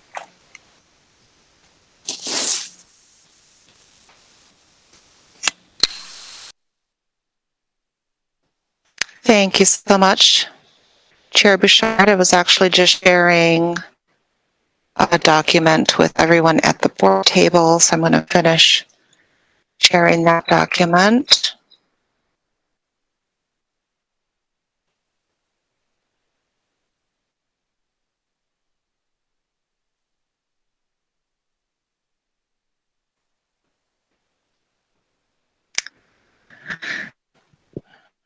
So I just appreciate this opportunity to talk through where we are as a system and all that we have been challenged by and also accomplished in this incredibly unique year. I've shared with the board before that we have a leadership framework designed around 6 leadership competencies: culture leadership, empathy leadership, equity leadership, innovation leadership, learning leadership, and operational leadership.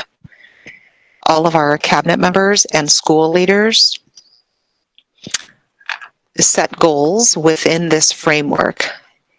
And so it's really helpful to have a framework that coheres our school and district leaders around the same competencies.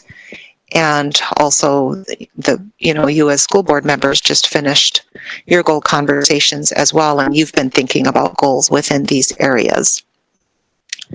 So I thought I could provide just a few reflections for each of these competencies, and then perhaps get some feedback on how we might want to transition into the 2021-22 school year, knowing that we're coming out of a pandemic school year experience. We're continuing to move toward Vision 2031, and there's some ways I think that we need to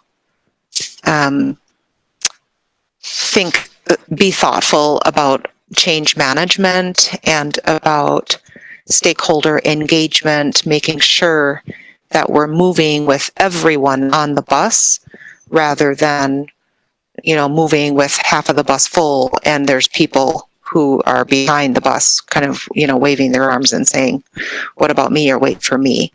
So, and I say that because we've had a lot of change this year, much of it pandemic induced, but also some of it Vision 2031 spurred.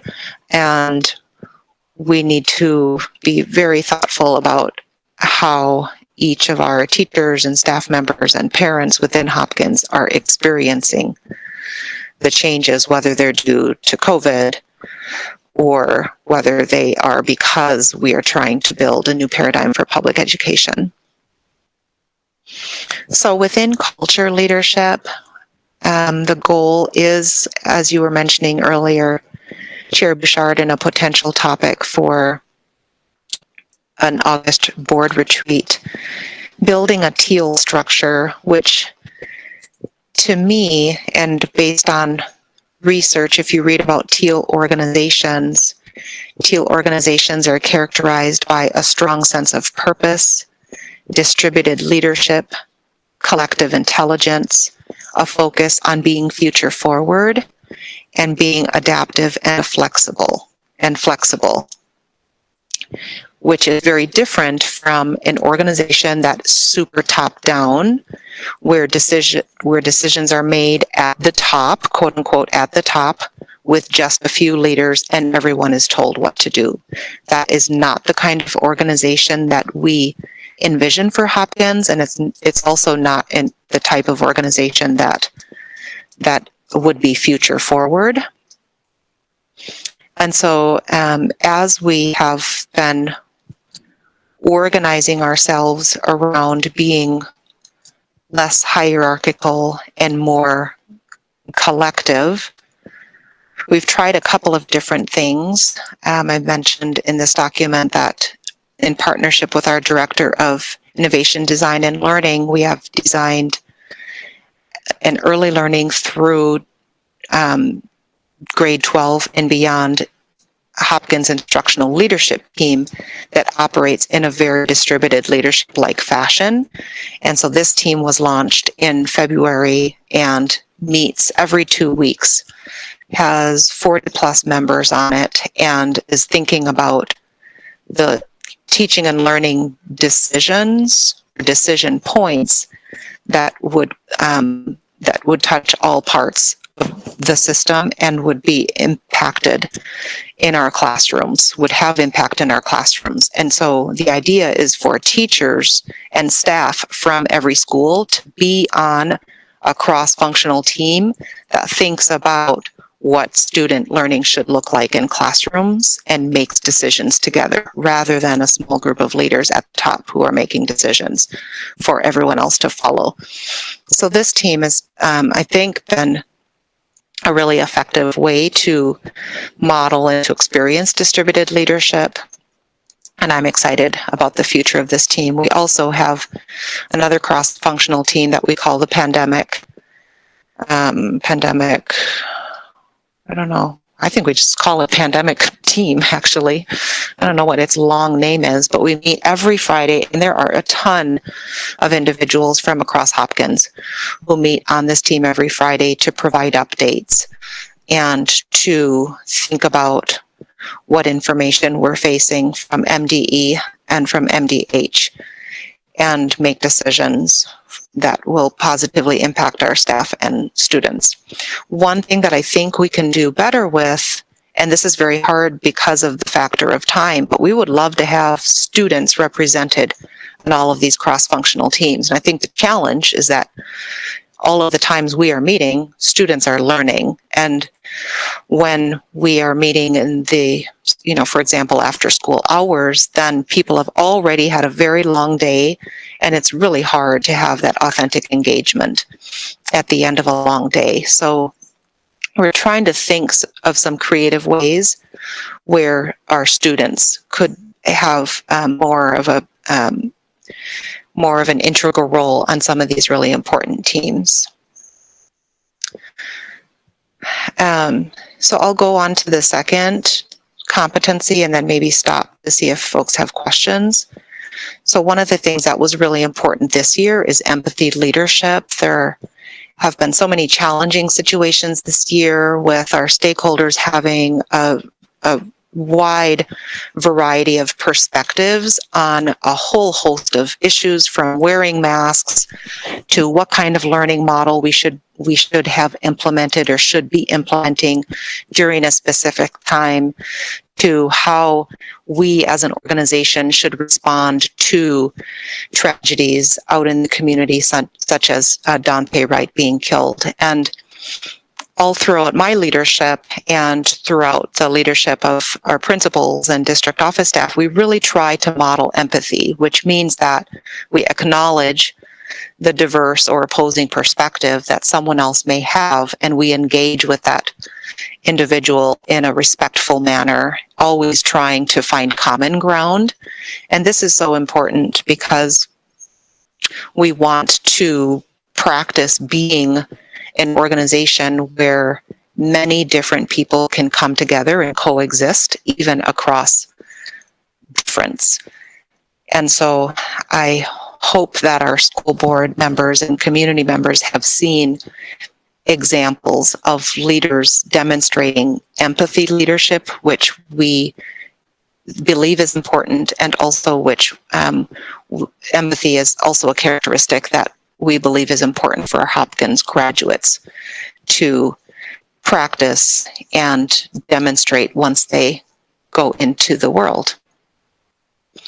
So those are 2 of the 6 competencies, and I just wanted to find out if board members have any questions at this point.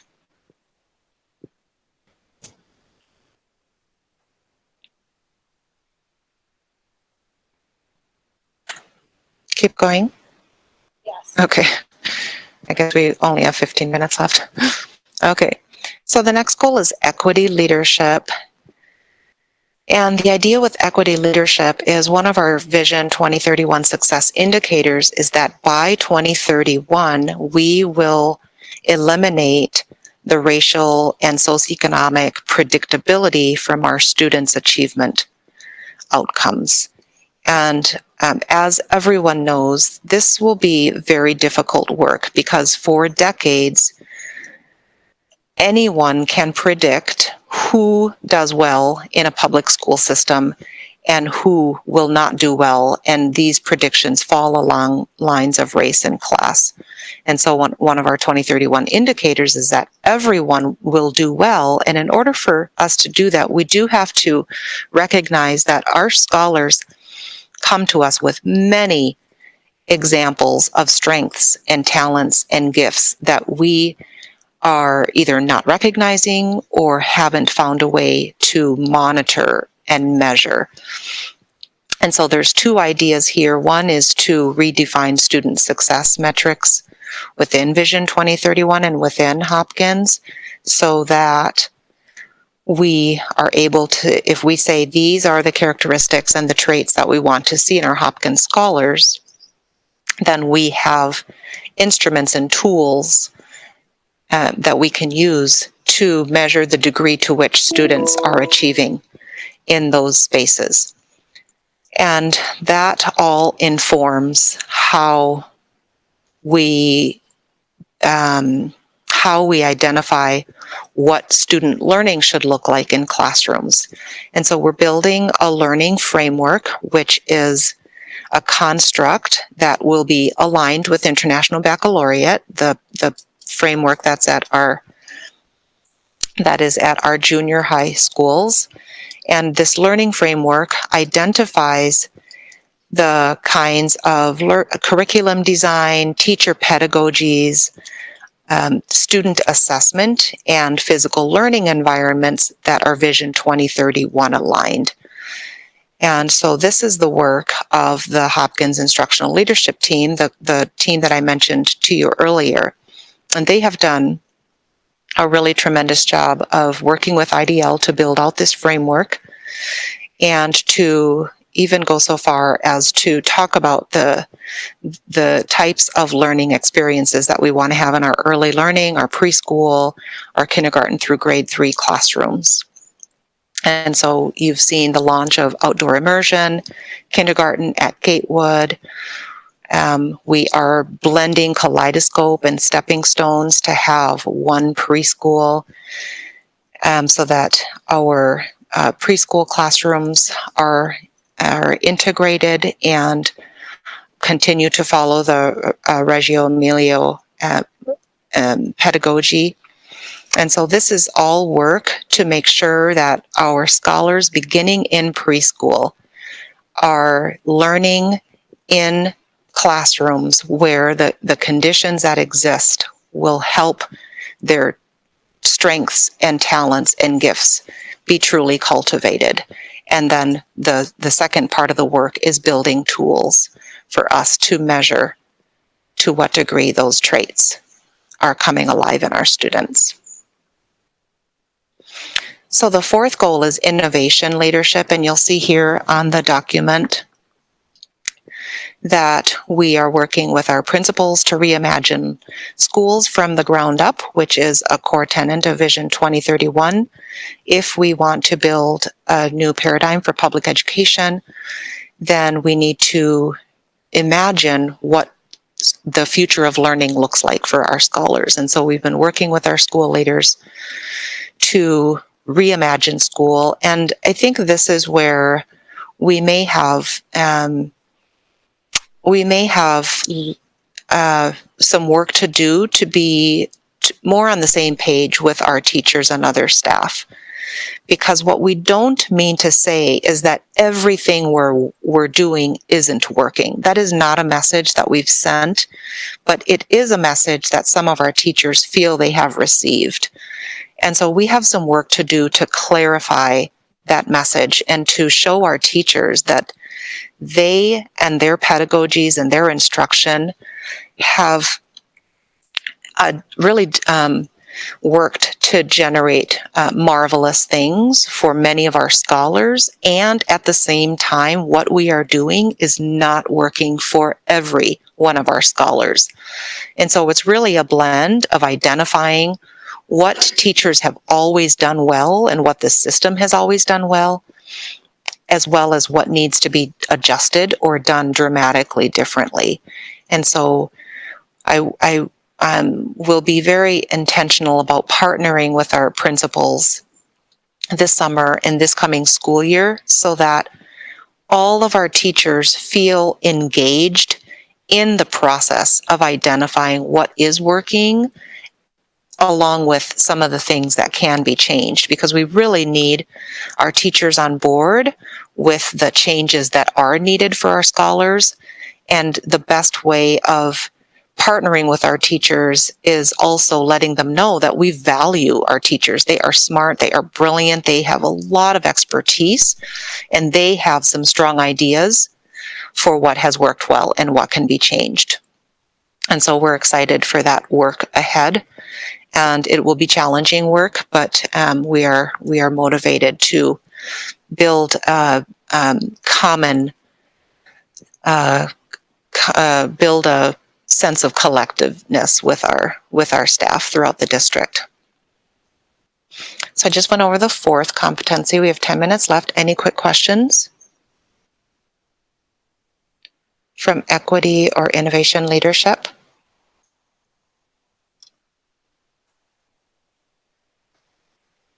Okay, so just moving on to the fifth competency, which is learning leadership. So again, this dives a little bit more into building out our E12 learning framework, which is the work of IDL along in partnership with our Hopkins Instructional Leadership Team. And you have met our instructional data scientist, Abby Holm. Part of being very intentional with our learning framework is being intentional about using data. We do not have a strong data infrastructure here in Hopkins, but we intend to build a strong data infrastructure, and Abby has started to do that work. So she's building out data vision. We are going to be hosting regular data learning cycles with our leaders, and we're going to be identifying the Vision 2031 success indicators, the staff success indicators, and the student success indicators that we think are important and that we can publicize to our community so that our community can, so that we can engage our community in a collective sort of progress monitoring, and our community knows what we're working on, where we've made progress, and what we're focusing on as we move into the future. And then lastly, for operational leadership, one of the projects that frankly would probably have been completed this year is a more strategic and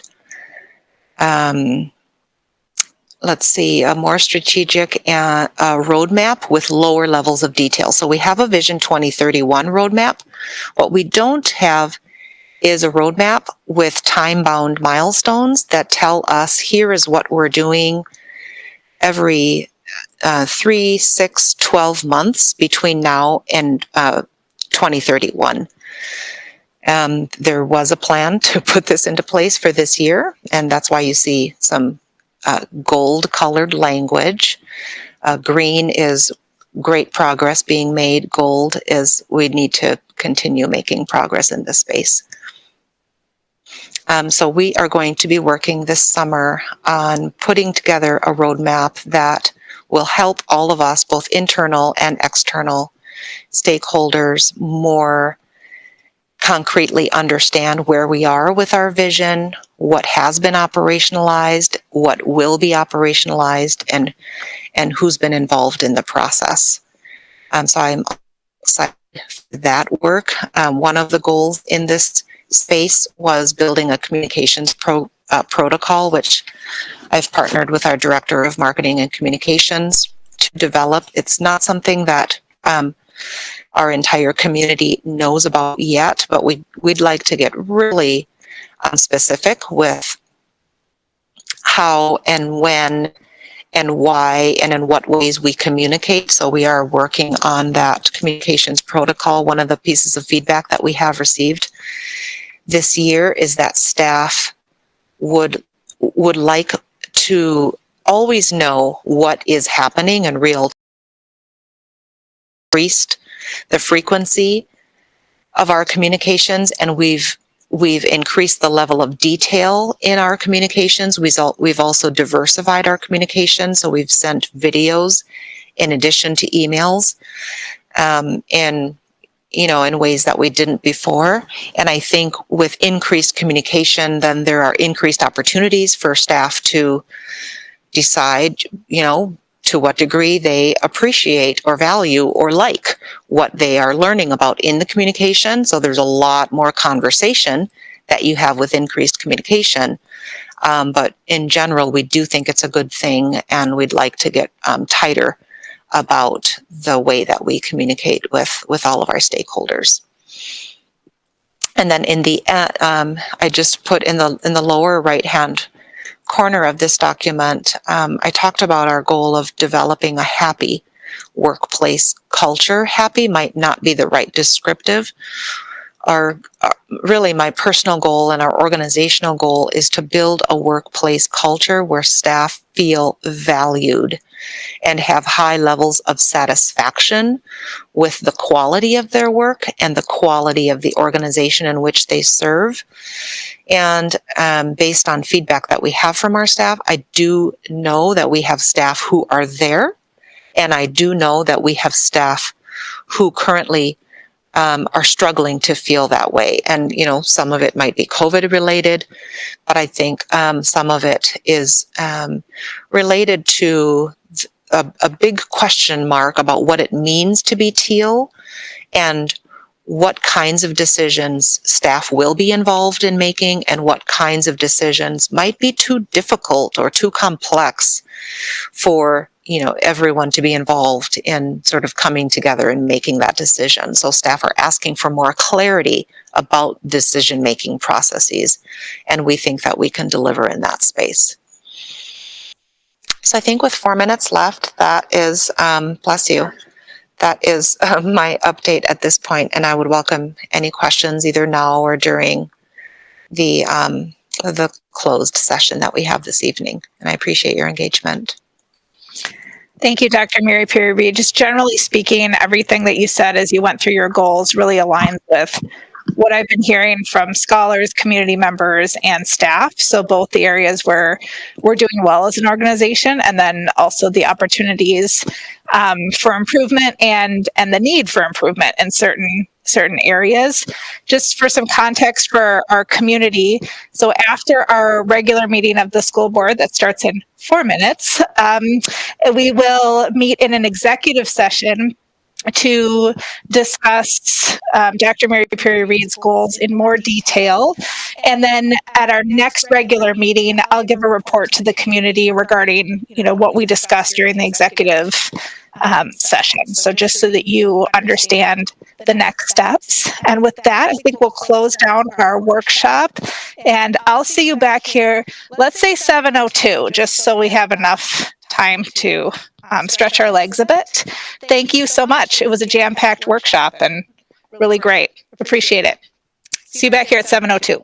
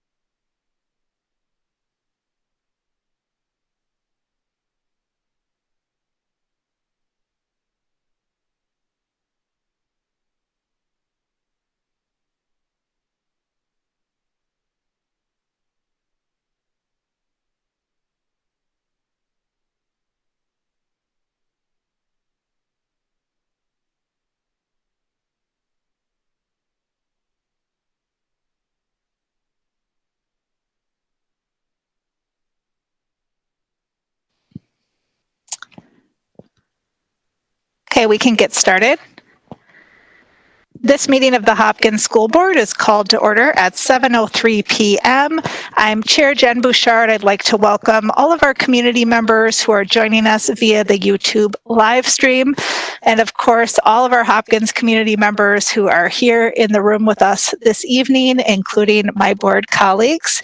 Our first agenda item is open agenda, and with our current meeting format, we have two options for community members to give public comment. You can either call in and leave a voicemail with your comment that will be played during the public comment time, or you can attend in person to give your comment in person. We received no voicemails this evening, and we do have one community member here in person to give public comment. So I'd like to welcome Ellie Kretz to the table.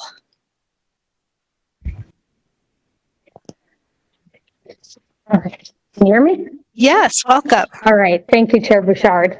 I came for mostly one reason, but I'm going to have a second reason because, you know, why when you go in public these days, you got to, you know, multiply the effect of what you do.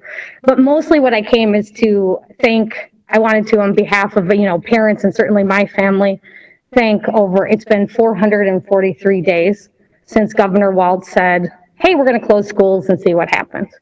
So I want to thank the teachers, the principals, the nurses, the paras, the sanitation staff, the meal delivery folks, and any support staff and anybody else that I've missed.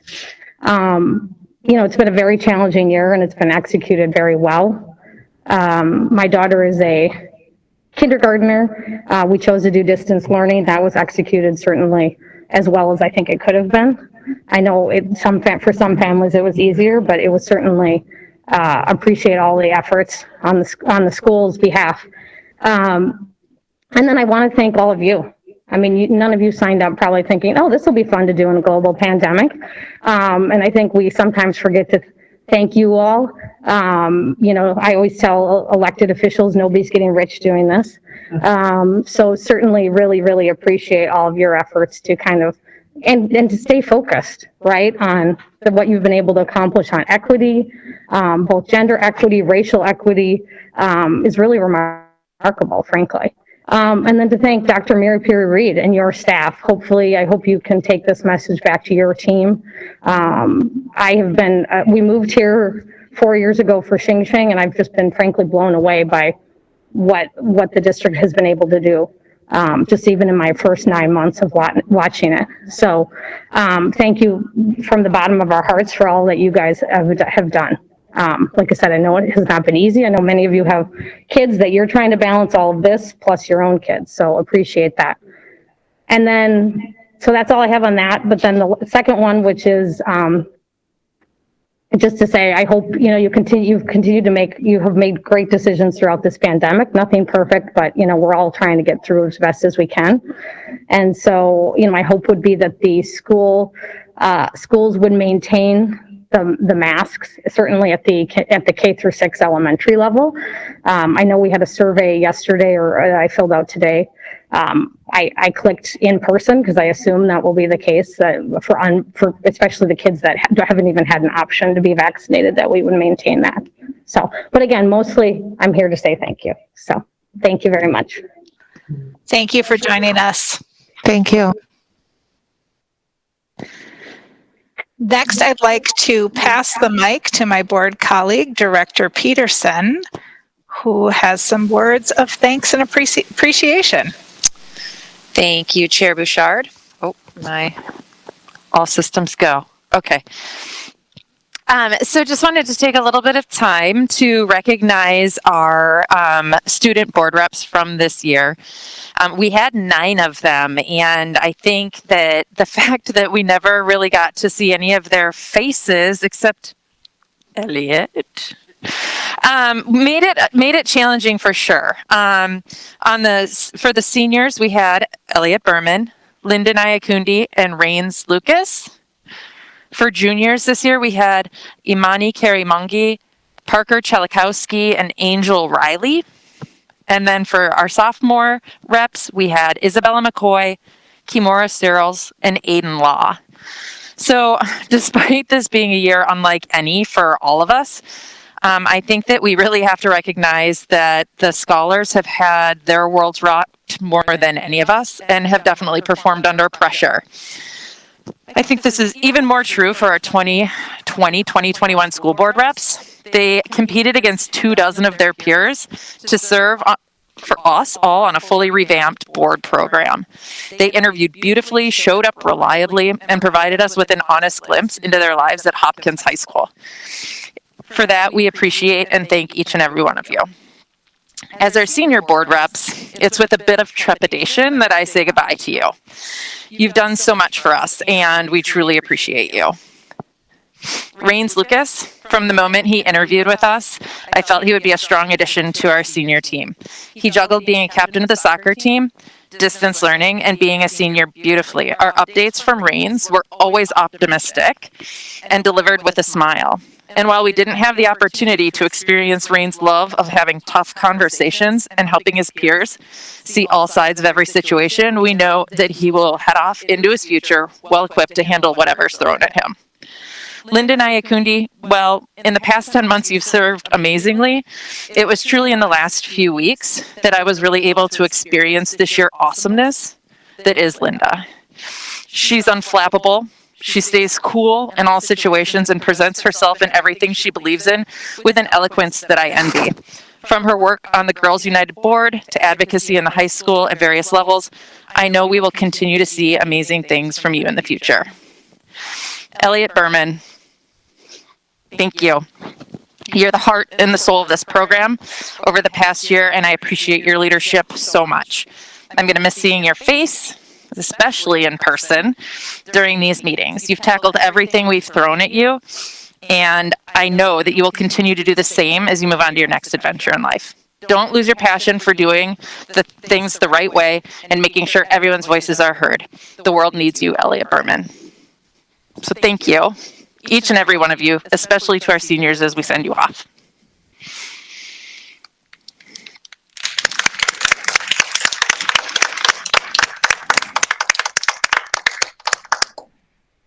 Thank you, Director Peterson. And with that, we'll transition smoothly into our student board representatives' reports, and I'll turn it over to our student board representative cohort coordinator, Elliot Berman, for one last time. And I will start by passing it off to the superstar that is Linda Nyakundi. Thank you. Thank you so much, Director Peterson. That was so sweet. Well, I don't have that much of a final update as far as seniors go. We're all super excited and nervous, and it's a bittersweet moment, but graduation will be wonderful. And I think our school has done such a good job of trying to make it such a seamless send-off, and also prom that evening should be great. I've gotten a little bit of a taste of how much work has been put into it, so I'm excited to see how it comes together. But other than that, I just want to say thank you to everyone here for providing me this opportunity. It's been wonderful. I've learned so much about not only the school board, but just our district in general, and I would not have asked for any other experience. Thank you all. You've been great, and I'll see you soon. Thank you so much for your service, Linda. And if we wanted to find you next year, where might we find you? Yes, I will be attending the University of Minnesota Twin Cities, so I'm not going too far. So feel free to reach out if you ever need me. I'll be here in 2 seconds. That is wonderful to know. Thank you so much. And we wish you all the best, and we'll probably be in touch. Any board member questions or comments for Linda? All right, Elliot, I'll turn it back to you. And I'll turn it over to Rains Lucas. Thanks, Elliot. I know Elliot has a special treat planned for us, so me and Linda are going to get ours out of the way first. But I'm not going to mirror Linda too much. For seniors, it's been kind of an easy past couple weeks. After all of our final tests, it's been nice to finally relax. It feels like we haven't done that in ages.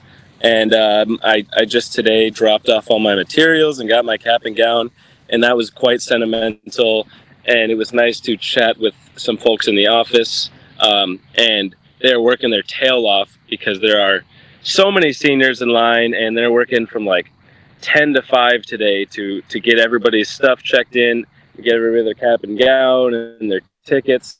So it was sentimental for me to say goodbye to my Chromebook. I won't miss it too much, but it was a big send-off. Got all my textbooks returned, and I'm really excited for graduation. I'm super glad that we've been working with Principal Ballard and her colleagues, and I'm super glad we're going to get to pull that off. And I think it'll be a beautiful way to cap out our senior year. And then I would, of course, love to thank the school board.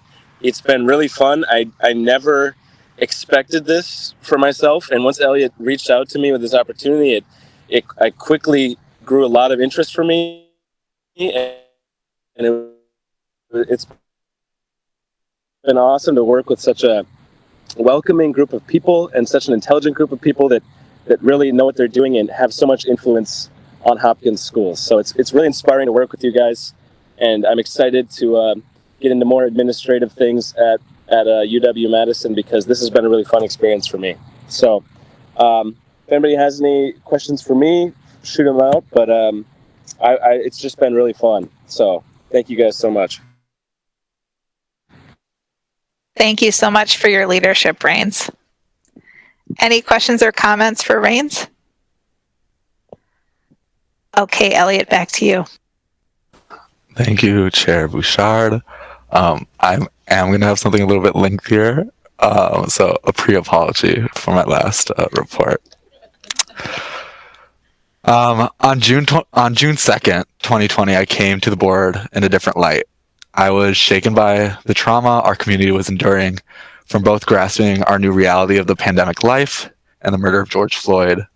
At that meeting, and partially mentioned in our workshop today, Superintendent Dr. Reid made a commitment to continue our journey to dismantle systemic racism within our system, to eradicate racial predictability from our achievement results, to affirm and validate all of our students, and to educate all of our students with culturally relevant, meaningful, and rigorous content.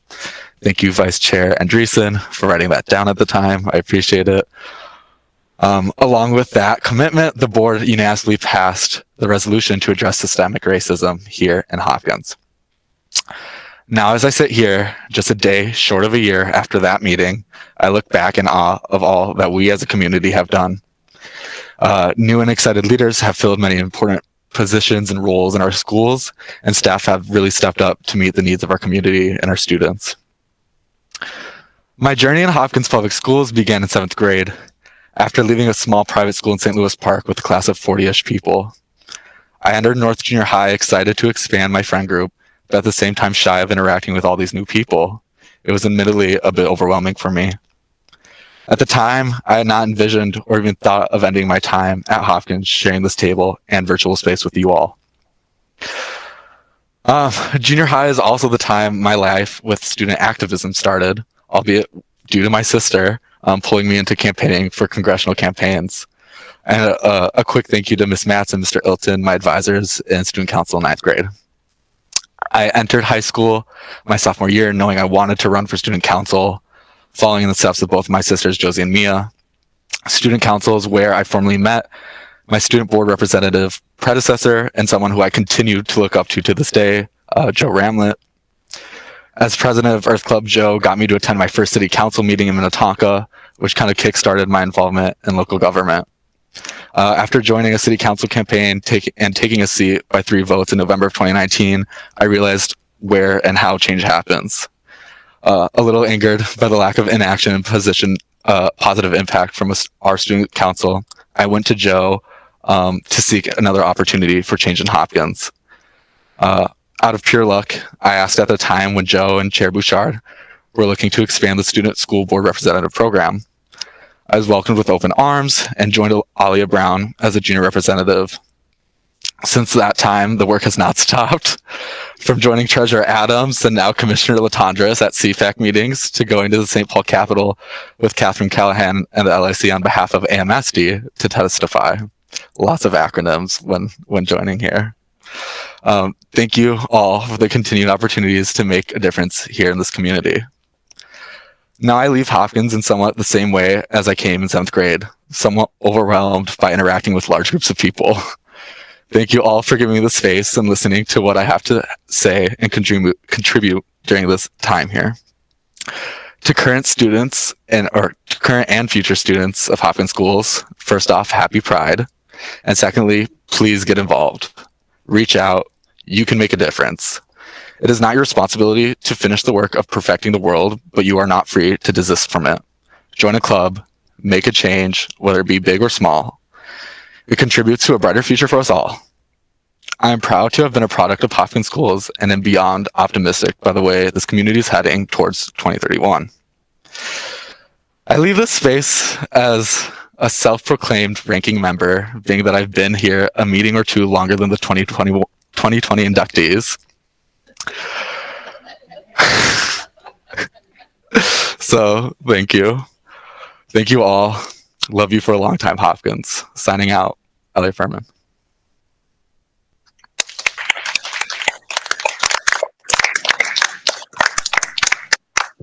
Elliot, Hopkins has forever been changed thanks to your leadership and your vision, certainly when it came to revamping the student board rep program. And we promise to do you proud and to continue to grow that work in your absence. But if we did want to seek guidance from you, where might we find you next year? I will be joining Linda at the University of Minnesota. So no matter how much you guys want to get rid of me, I'm going to be around. Even if you don't want to get rid of me, I'm going to be around. So I'll be here. And Elliot, will you be 21 for the 2022 school board elections? Not yet. Not quite yet. I mean, dang it. Okay. Can we amend those rules here, or is that a state thing? It's a state thing. Thank you so much to our fabulous student board reps. It's just really special to be in community with you three this evening, and we're so grateful for your service over this past year and then the many other ways that you've served our Hopkins Schools community over the years. So with that, I'll turn it over to Dr. Mary Perry Reid for our superintendent's report.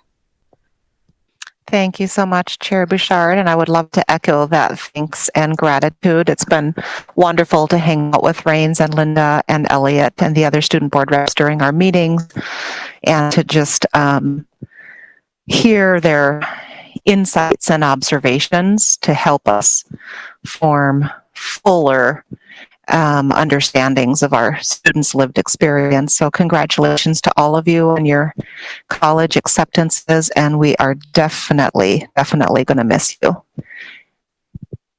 And I am going to share my screen.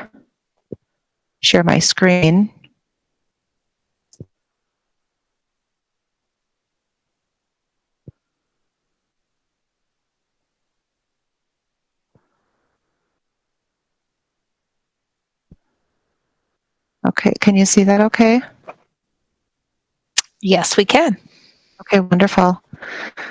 Well, on this Tuesday following Memorial Day weekend with the weather so shiny and beautiful, I want to acknowledge to all of our board members, our community members, our amazing staff, just how much challenge we've had this year and how many firsts we've experienced during this unique school year.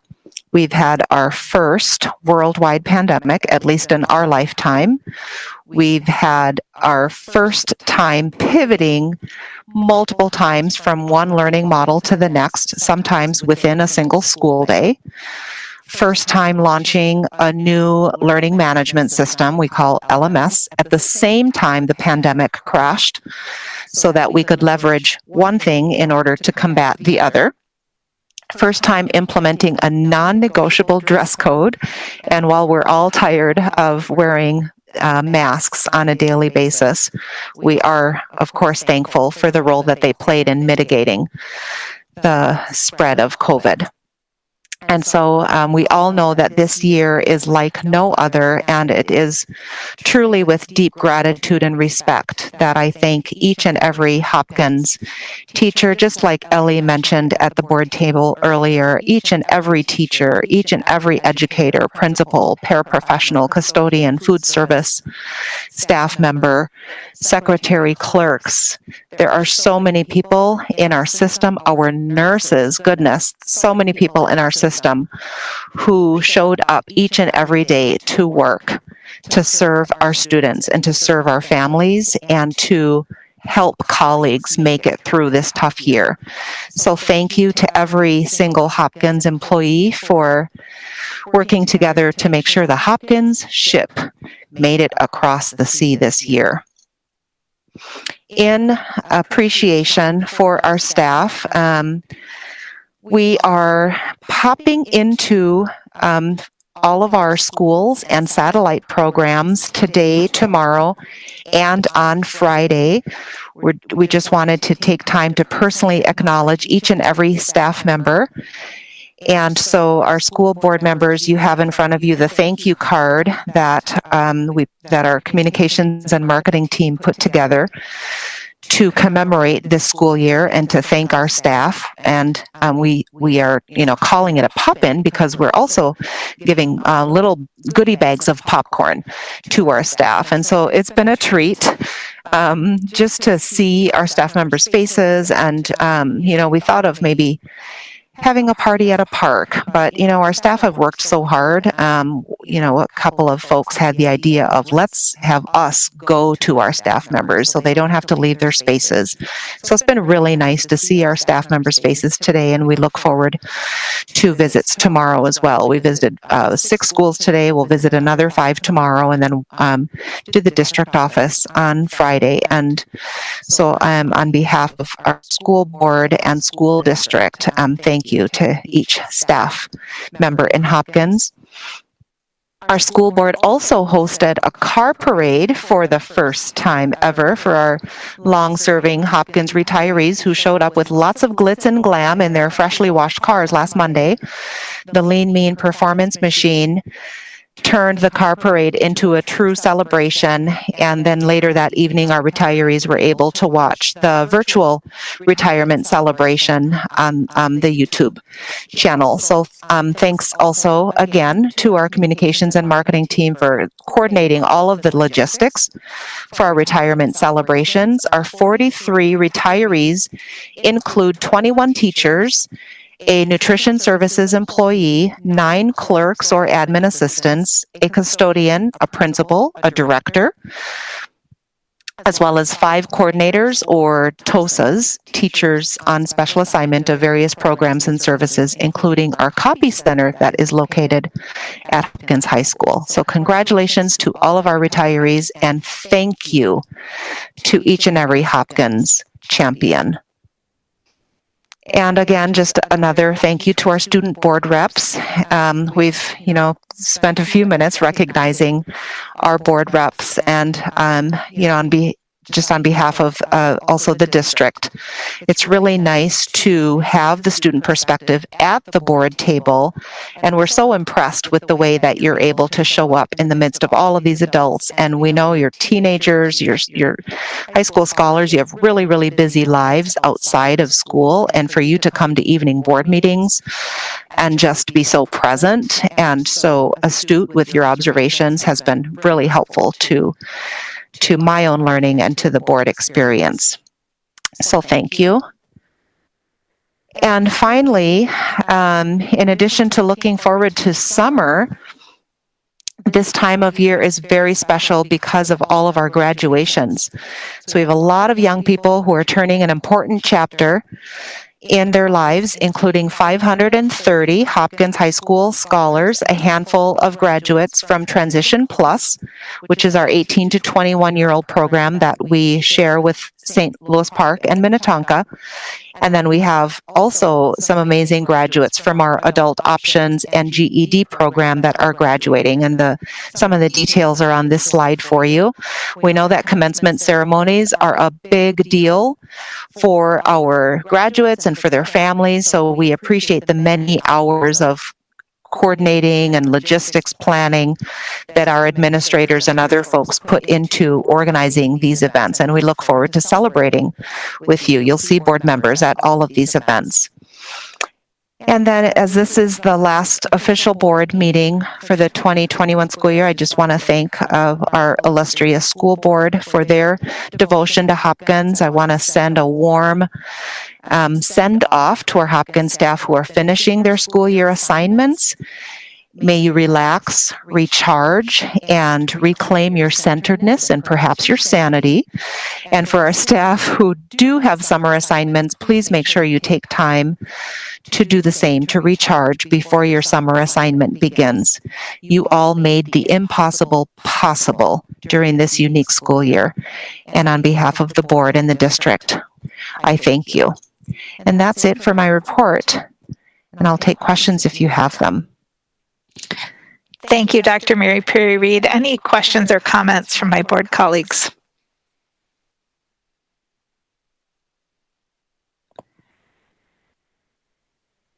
Excellent. With that, I'll look for a motion to approve the agenda. So moved. I have a motion. Is there a second? Second. I have a motion and a second to approve the agenda. Any discussion? Seeing none, Clerk Peterson. Excellent. See if I can do this from memory. Sorry. So it'd be Director Adams. Aye. Director Ahmed. Director Andreessen. Aye. Director Khan. Aye. Director Cool. Aye. Director Peterson. Aye. And Chair Bouchard. Aye. Thank you, Clerk Peterson. We have 6 ayes, 0 nays. Motion carries. Next, I would look for a motion to approve the consent calendar.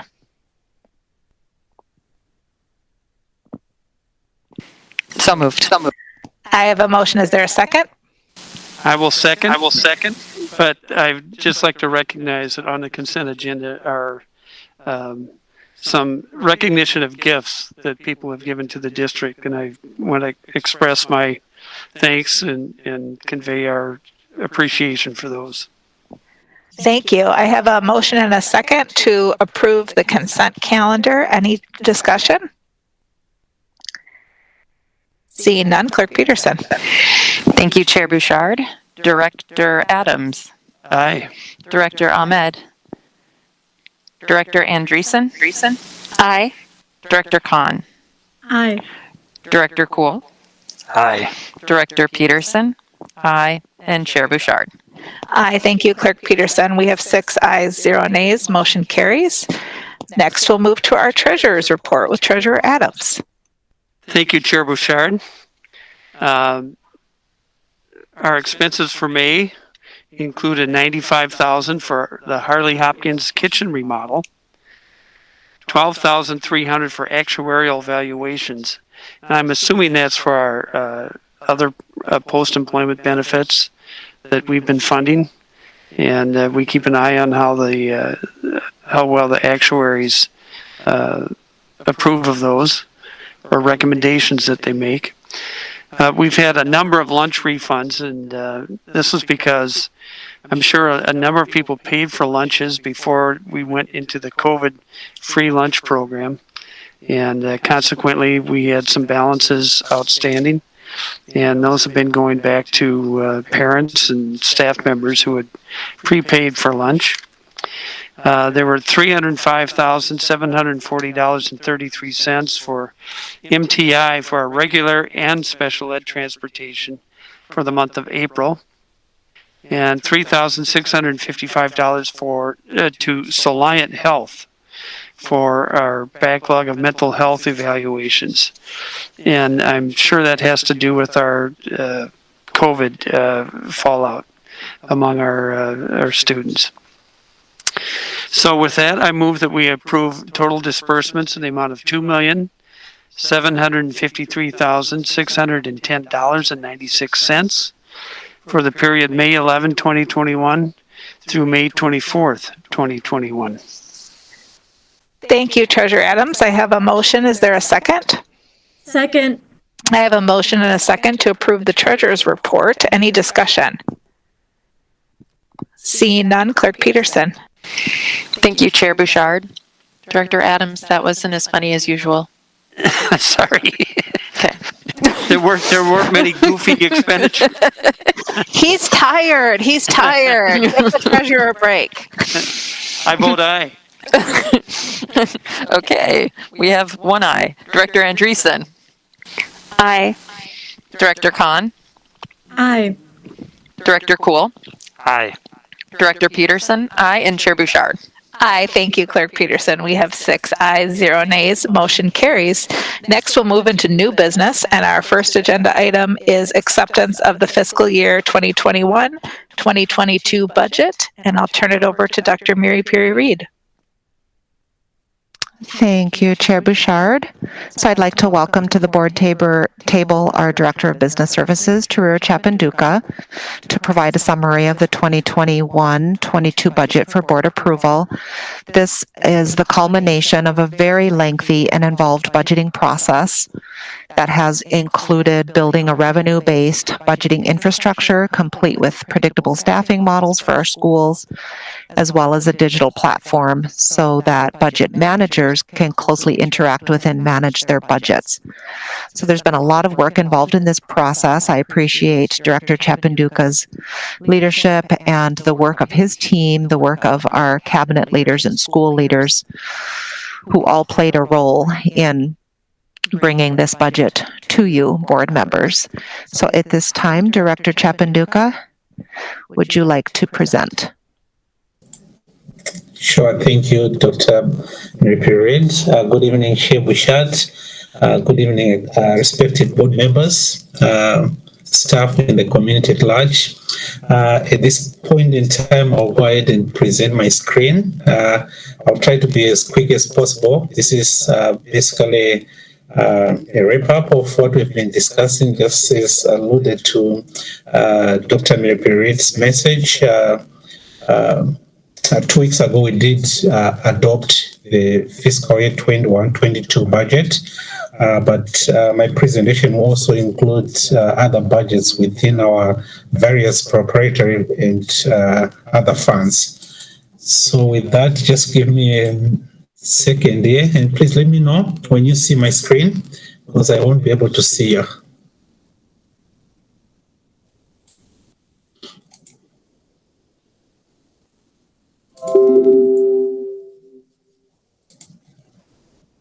We can see it now. Thank you. Okay, thank you. Okay, so what I'll probably start with is our all fund revenue and expenditure summary. I know I did present at our meeting 2 weeks ago on the general fund. So our general fund budget will be sitting at $106,274,096, which accounts for 73% of our total overall budget for the district. Our food services will be sitting at $3,845,283, which accounts for 3% of our overall budget. Community education will be sitting at $7,972,162, which accounts for 5% of our overall budget. Debt services will be sitting at $17,795,401, which accounts for 12% of our overall budget. And capital and construction projects will be sitting at $9,738,853, which accounts for 7% of our overall budget, which brings our overall budget to $145,625,795, for fiscal year 21-22. As you may all know, that this has been a very tough and challenging year from a budgeting perspective, because we are still getting numbers from the state. So these numbers will probably change as we go into the year, and I'll be bringing some more information to the board. One considering some of the ESA and GEAR funds, also considering some of the proposal at play with additional increases in inflationary dollars. So what we are presenting to the board here is what we have at this point in time. One in wanting to keep with state guidelines and state guidelines on board approval of the budget. But some of these numbers eventually will change as we get more information from the state or as we get more allocations from the federal government. So I'll go ahead and kind of deep dive into our general fund, since it's the largest percent of our budget, 73% of that. Again, as we've discussed in the past with how we generate our revenue as a district, putting into consideration enrollment being at the center of how our projections are calculated and how the state calculates the revenue coming into the district. What we've seen is that there's been a slight decrease in our enrollment in the last 5 years, which amounts to about 2% or about 138 students on an average daily membership. And we are anticipating that this trend will continue for the near future. We are continuing to market and accept open enrollment students to mitigate some of these natural declines. And as you can see from that bar graph, that our enrollment has kind of been fluctuating. At one point in time, it was going up, and then, with the pandemic, it started going down, which does have an impact on our overall revenue. Again, considering, some of the work which has been put in building the fiscal year 21-22 budget, this is a totally different outlook at our budget and how we've started shifting resources to be controlled and managed within our buildings instead of having everything managed at the central office. So some of the components of this we have changed includes predictable staffing model. We have also budgeted our dollars at a flat rate, considering that we haven't gotten enough information or concrete information from the state on what our inflation allowances will look like, as well as some of the allocations have not been solidified by the state on what we'll be getting as part of our ESA and GEAR funds. We also factored in the 3% cost of living adjustment in this mix, as well as an additional 2% for fringe benefits as we built our budget. We also built categorical and discretionary funds which are flowing into the buildings to complement the base allocations as depicted by predictable staffing. And those dollars have been used by building leaders to aid into adding additional FTEs or additional resources as a complement to the predictable staffing model, which is funded out of the non-discretionary funds. Some of the funds which have been directly channeled into buildings include compensatory dollars, achievement and integration, as well as title dollars. And these dollars are actually going into buildings based on those buildings generating those dollars. We also built allocations from an operating standpoint for instructional material and supplies, and all those components are now controlled at the building level. We also factored into our assumption some of the ESA dollars as we got word from the state about those allocations. So some of the dollars have been factored into our allocations. Again, like I said, we'll be coming back to the board with more information as we get more allocations from the state and the federal government. So our FY 21-22 general fund budget is structurally balanced, meaning that our projected general fund revenue of $106,274,096 is matching our general fund projected expenditures of $106,274,096, leaving no surplus or deficit at play. And again, like I mentioned, this budget also factors in the stimulus resources, which are one-time funds, which we have factored in to actually close some of the gaps we've seen within our revenue and expenditure allocations. So when we look at our revenue, I did a breakdown of the different sources of our revenue into the district. So about 13% of our revenue, which is about $13.8 million, come out of the operating referendum, which was voted by district taxpayers, the last vote being in 2017.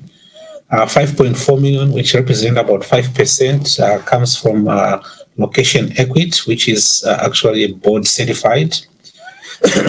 11.9 or 11% of our budget is our capital projects levy, which is restricted to aid and help the district in capital projects which are related to our technological needs, as well as other infrastructure from a technological perspective. 1.3 or about 1% of our total revenue is integration aid. As part of the state's work on integration, we receive those categorical dollars. $3.6 million or 3.5 to 4% is compensatory aid, which is actually driven by application for benefits, which is the free and reduced lunches. 394,000 which is about 0.4% is English learners revenue we receive from the state, and we do spend more than what we receive, so we do cross-subsidize our English learners programs through our other general fund revenues. Special education, about $9.6 million, which represent about 9%. Again, special education is also cross-subsidized, about 40% from general funds. So the 9.6 is the revenue, but our actual total expenditures run around 16 million. $4.4 million or 4.2% represent our federal grants, which include our Title I, Title II, as well as some of the ACE and GEAR funds we factored into our budget.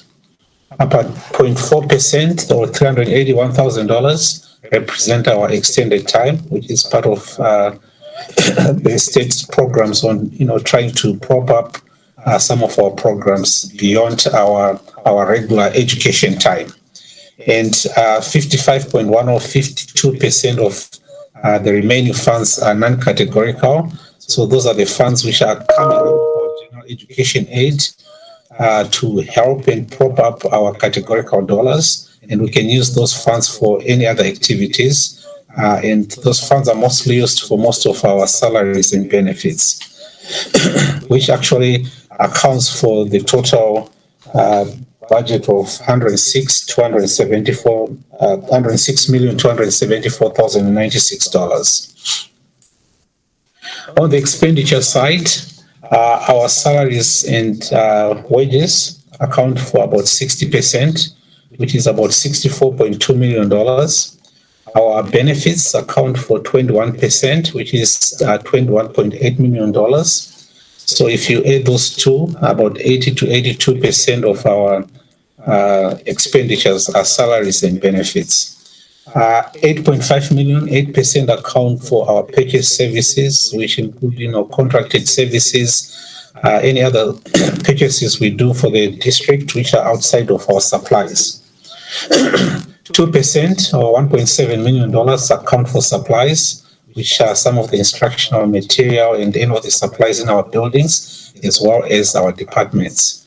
About, 0.5% is other expenses, $132,000, other miscellaneous expenses.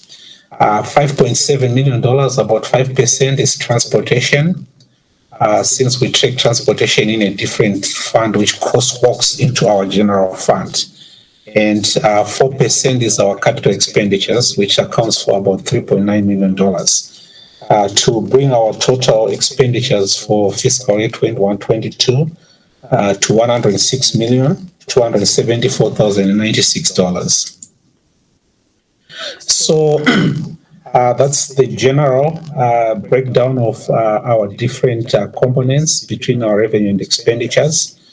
As I explained in my previous presentation, out of this total $106,274,096, 62%, which is $66 million, is going direct into the buildings as part of our predictable staffing, as well as any other discretionary dollars which have been allocated into our buildings.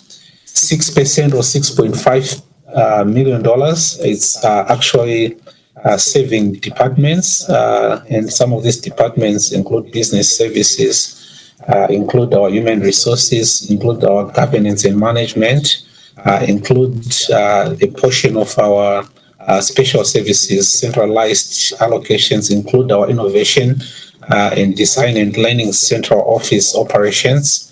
32%, which is about $33.6 million, covers our district-wide allocations.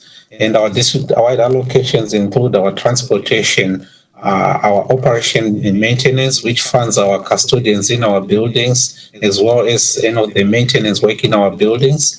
It also accounts for our other post-employment benefits, mandates we have to, the district is obligated to pay. It also accounts for our workers' compensation. It also accounts for components of unemployment insurance. So most of those dollars are actually supporting all the work which is being done in our buildings, although centrally controlled. So in a nutshell, about 94% of our total allocations are actually supporting programs and services in our buildings.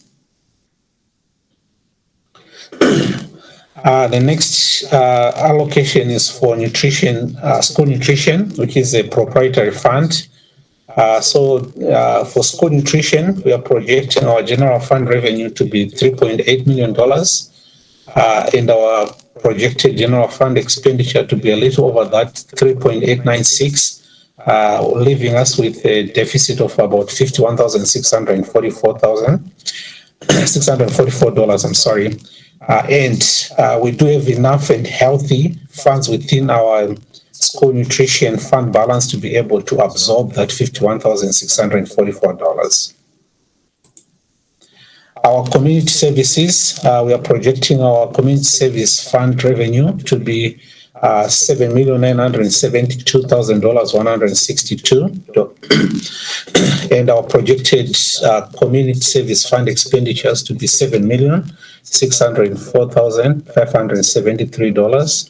Which leaves us with a surplus of about $367,000. Again, we are being conservative on this. We'll come back again and relocate the numbers and make a necessary adjustment and bring that back to the board later on into the year. With that, that's what I have for the budget presentation. I'll take any questions. And looking forward to the board approving this budget. And thank you to everyone who participated in this, and the community, our staff, my colleagues, cabinet, our business office, our human resources. Basically, this was collective work which was done superbly. Very tough work. Work with our principals, work with building leaders to make this happen. And we also introduced our new platform, My Budget File, which will aid and help building leaders as they manage their resources. And we'll be coming back to update the board on some of the challenges or some of the accomplishments we'll see as we proceed through the year. Thank you.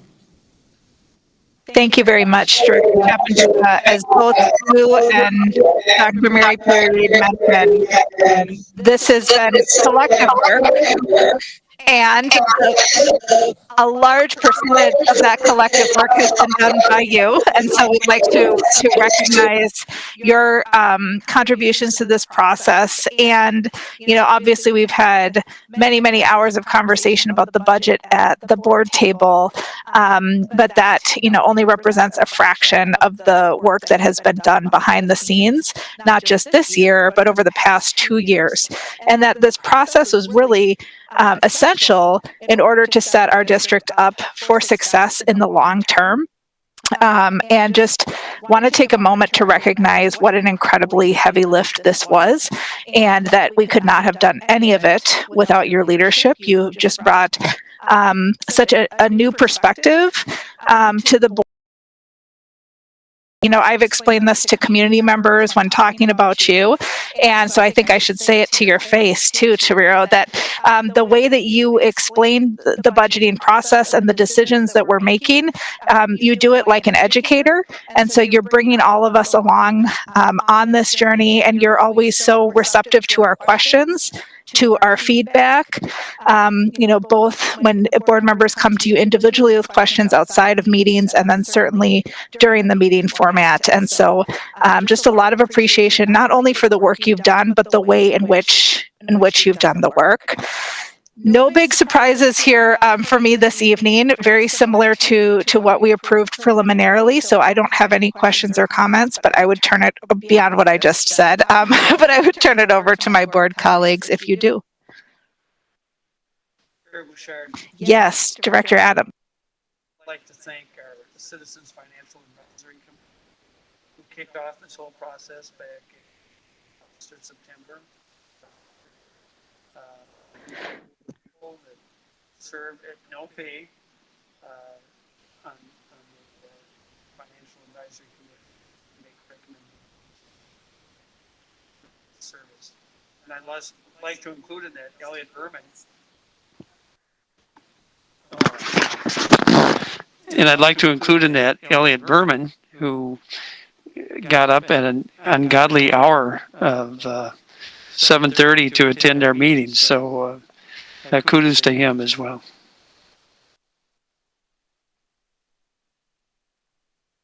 Thank you, Director Adams. Any other comments or questions from my board colleagues?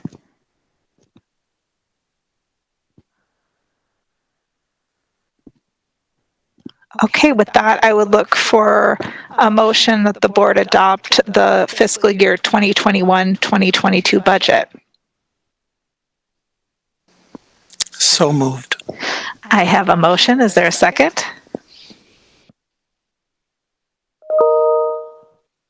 Second. I have a motion and a second to adopt the fiscal year 2021-2022 budget. Any discussion? Seeing none, Clerk Peterson. Thank you. Director Adams. Aye. Director Andreessen. Aye. Director Khan. Aye. Director Cool. Aye. Director Peterson. Aye. And Chair Bouchard. Aye. Thank you, Clerk Peterson. We have 6 ayes, 0 nays. Motion carries. Next, we'll move on to the Lindbergh Center name change, and I'll turn it over to Dr. Mary Perry Reid.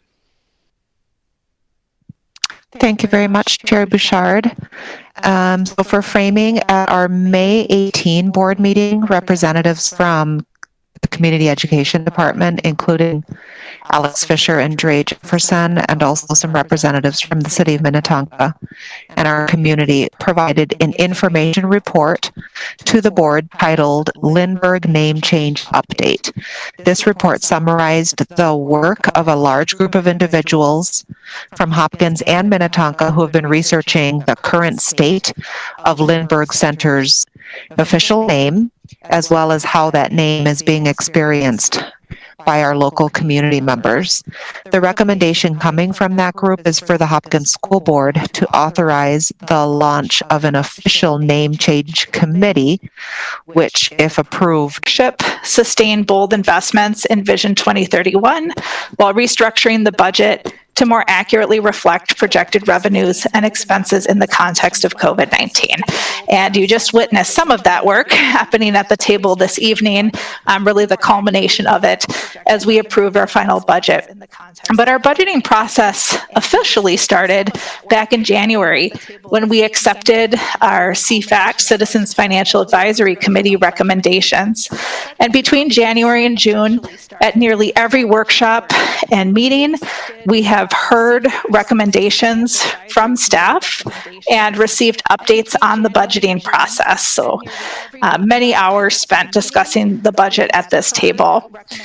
In terms of communicating the budgeting process with our community, we have a financial health page on the district website that contains information about not only this year's budgeting process, but also our 2020 budgeting process to give you more robust context regarding the decisions that we were making this year, because they were informed in part by the decisions that we made last year.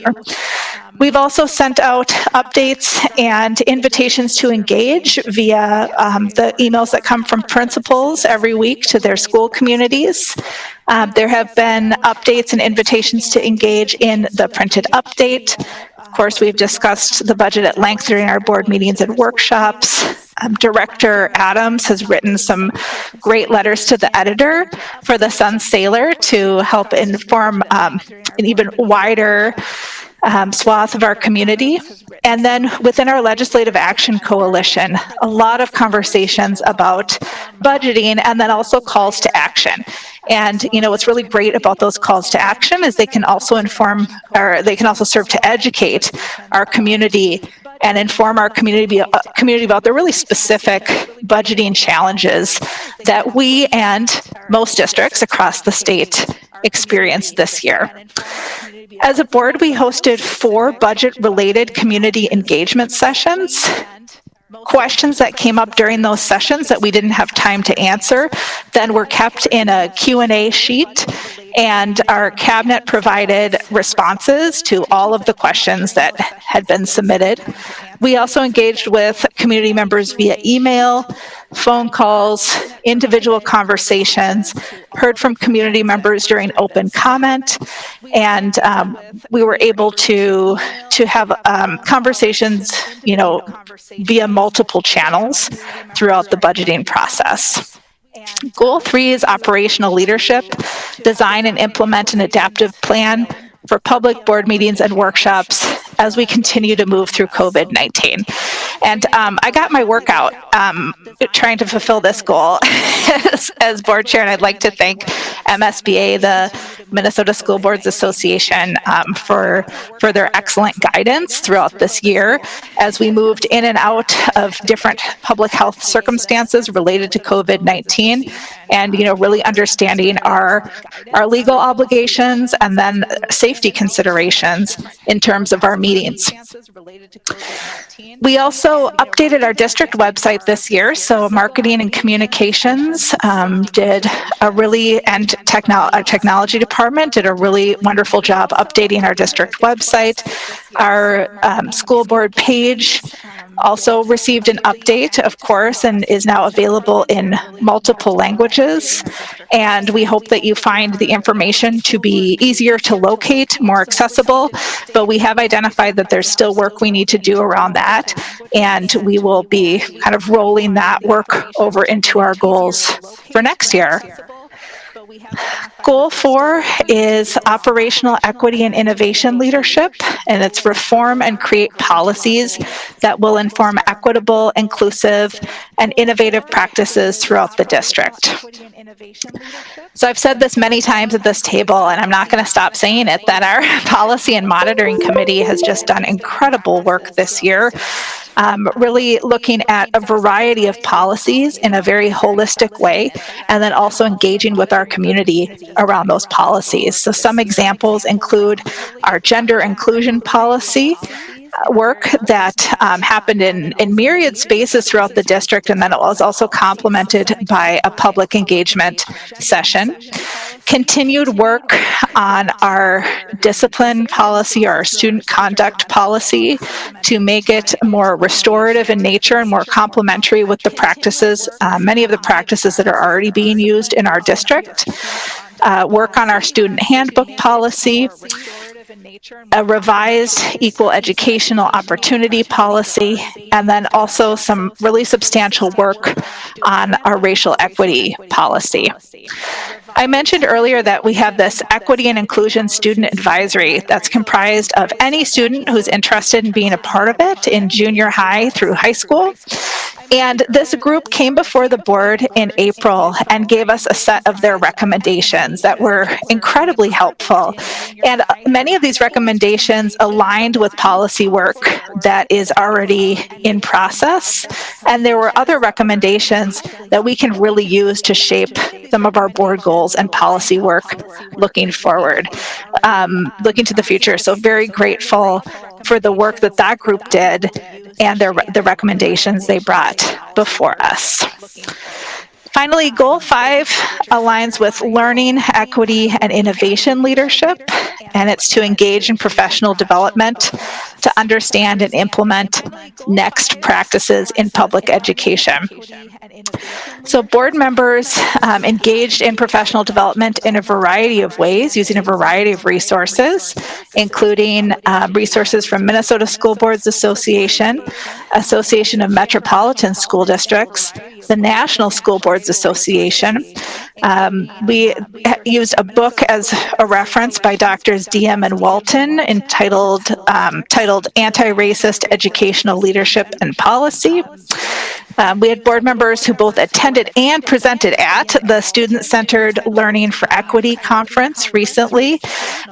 During our workshop, Steve Adams was listed as an incredible resource, and so I'm going to call out our longest-serving school board member, Steve Adams, and thank him for continuing to be an excellent resource for us. And then one of our school board members, Director Kahn, participates in the Minnesota School Board Members of Color group that is also a resource sharing organization full of incredible leaders. I think that's it. I will invite my board colleagues to help me out if I forgot anything substantial. I think that's it. I will invite my board. You did an excellent job, Chair Bouchard. Substantial. Oh, I thought you were going to add something. I muted and everything. I was like, what did I forget? Thank you. I appreciate the support. And then I've told this to a few community members recently, but we really take the input that you give us and then use that to inform our board goal conversation. So our board goal conversation for the upcoming school year will take place in August.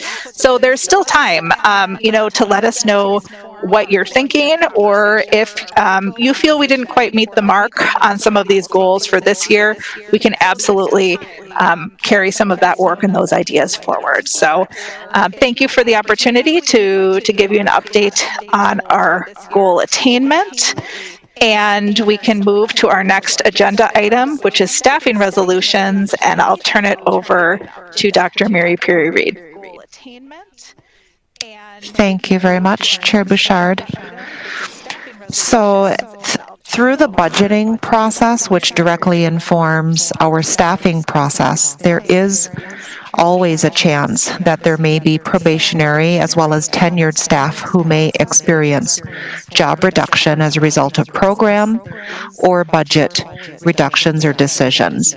And as this year's budgeting and staffing process come to a close, we are actually pleased that we've been able to mitigate widespread staff reduction and layoffs. However, we regret that we do have a staffing resolution in front of you, board members, that impacts a small number of our staff.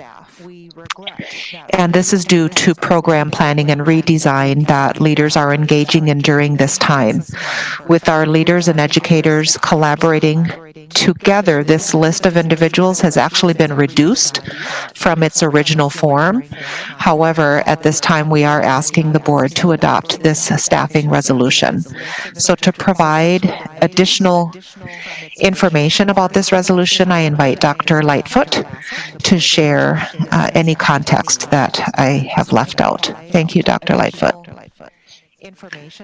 Thank you, Dr. Mary Perry Reid. Just making sure mic's good. All right. As far as the staffing resolution is concerned, this is the last, has been mentioned, of our staffing resolutions. Just an heartfelt expression of gratitude for the years of service that these individuals have provided. We are the better for their service, and these are the difficult decisions that are in front of our educational decision makers, and we recognize and regret that these actions are necessary to make sure that our programs are aligned with the fiscal resources that we have available to serve our community and our scholars. As part of this process, what this will do is this will take action and place these individuals on an unrequested leave of absence, as these are continuing contract individuals. What this will do within our contract is allow for the next 5 years for human resources to monitor any changes in staffing and staffing needs. And as such, should there be openings or available opportunities for these staff members, we will process in accordance with the contract and then bring back individuals on our staffing need basis to make sure that we are there again aligned with fiscal resources as well as services needed. So with that, this is in front of the board this evening for final consideration, and if there are any additional questions, I'll do my best to see what information we can provide or gather for the board as would be helpful. Thank you, Assistant Superintendent Lightfoot. Any questions or comments from board members? Thank you, Assistant Superintendent Lightfoot. Any questions? Chair Bouchard. Yes, Director Cole. I'm just wondering if you can confirm for us, Dr. Lightfoot, if the total number of terminations has changed, and if so, by how many people versus the last time that we voted on this resolution? Sure. Just to clarify, these are not terminations. These are placements on unrequested leave of absence. So I just want to make sure we draw that distinction. From the specific origination, I don't have that number memorized, but what we did look toward were any additional positions that we could use additional resources toward, specifically within the Title I conversations that were occurring within buildings on their Title I plans. There were at least 3 individuals that were brought back. I believe after our work last Friday, there are 4 now. And then there was an additional K-12 individual because of some personnel changes within our system that we were also able to remove off of the list. And then there was an additional K-12 individual because of some. Thank you very much. Any further board member comments or questions? Chair Bouchard. Vice Chair Andreessen. Thank you. I just first want to say that this is the hardest part of serving on the school board, and it's difficult to know what questions to ask. But I am wondering if you could when I look at this list, I see Title I instructors as the people who are there. Can you give any information about why that specific staff is the only ones listed? Information about why I'll do my best to speak to it. I think much of those decisions have been made internally regarding the available resources and the programmatic decisions done at the elementary building levels. So what's happening right now is that the elementary teams have been meeting and looking at the program redesign specifically related to Title I. So that within its own funding source is the reason that you see the Title I specific program named, as many of these dollars are being looked at in some additional ways that have been determined by the local site committees, which do consist of the principal, educators, and parent and scholar input, as is required by the title experience. Some of those processes are still ongoing, and those additional considerations will also be taken into account if there is any recall that would occur as well. Thank you. I think that helps a lot put some context around why we're seeing just one staffing division. Thank you. Thank you. I think that helps a lot put some context around why we're Any additional board member comments or questions? Division. Thank you.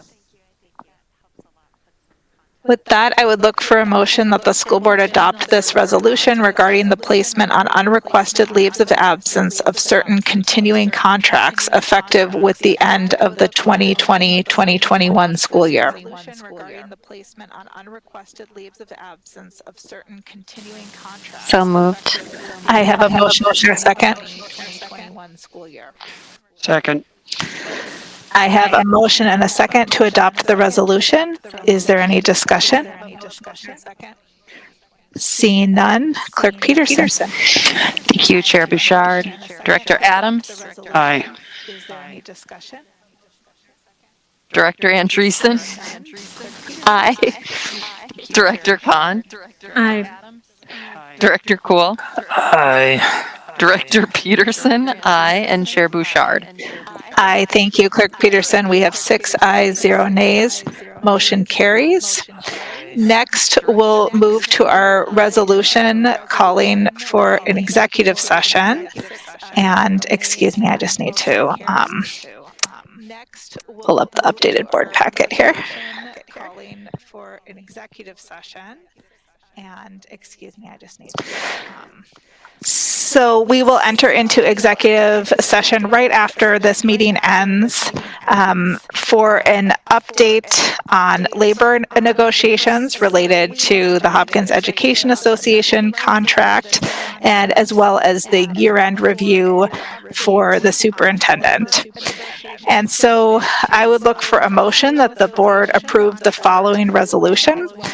It is hereby resolved that the School Board of Independent School District 270, Hopkins, Minnesota, meet in executive session to conduct strategy for labor negotiations related to HEA contract for the 2021-2022 and 2022-2023 school years, and the superintendent's year-end review for the 2020-2021 school year, that the meeting be held in hybrid format and commence immediately following the adjournment of this regular meeting.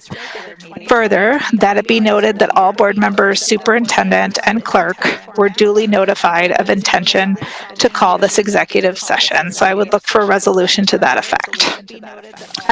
Motion. I so move. I have a motion. Is there a second? Second.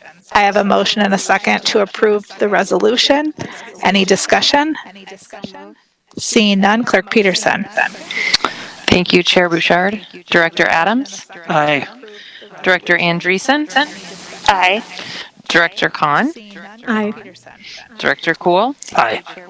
Director Peterson, aye, and Chair Bouchard.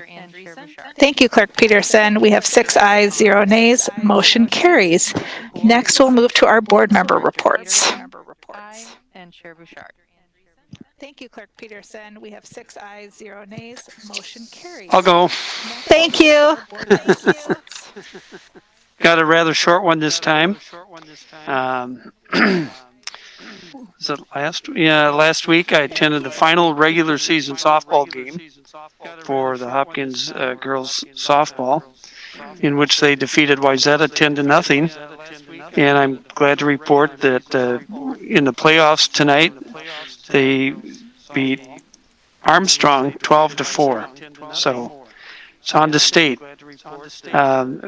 Along with a number of you here at the table, I attended the retiree recognition on May 24th. And of course, LAC meets every Friday, 21st and 28th. A cone of silence has descended over the state legislature. So we don't know what is going on in these reconciliation committee meetings that they're having. It's rather frustrating. We've tried to get some information from committee members as to what's going on in terms of negotiations. But they're very tight-lipped and refusing to speak to outsiders. So we have no idea what's going on and what the final outcome for education funding in Minnesota will be this year. But as soon as we hear, we will let you all know. That's my report. Thank you, Director Adams. Other board member reports.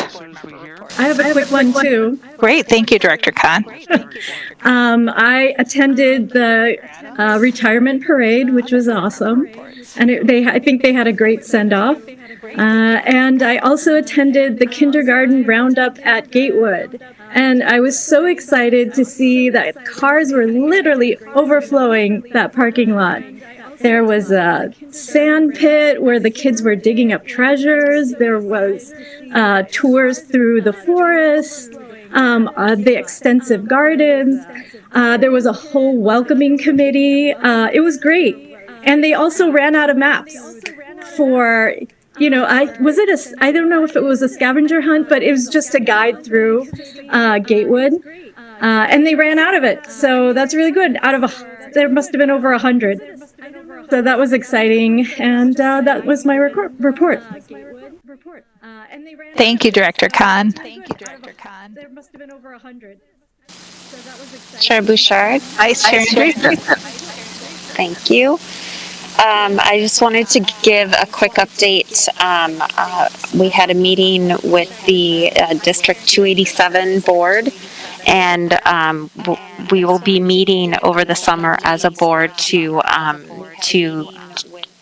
make decisions about the search for a new superintendent there. And they are also having their graduation ceremonies all next week, so I hope to be able to attend a few of those to see our students who attend 287 schools graduate. And I also was honored to be a part of the Student-Centered Learning for Equity conference, and student board reps Elliot and Linda joined me and Director Peterson on presenting there, which I thought went really, really well. It was exciting. We had lots of good questions.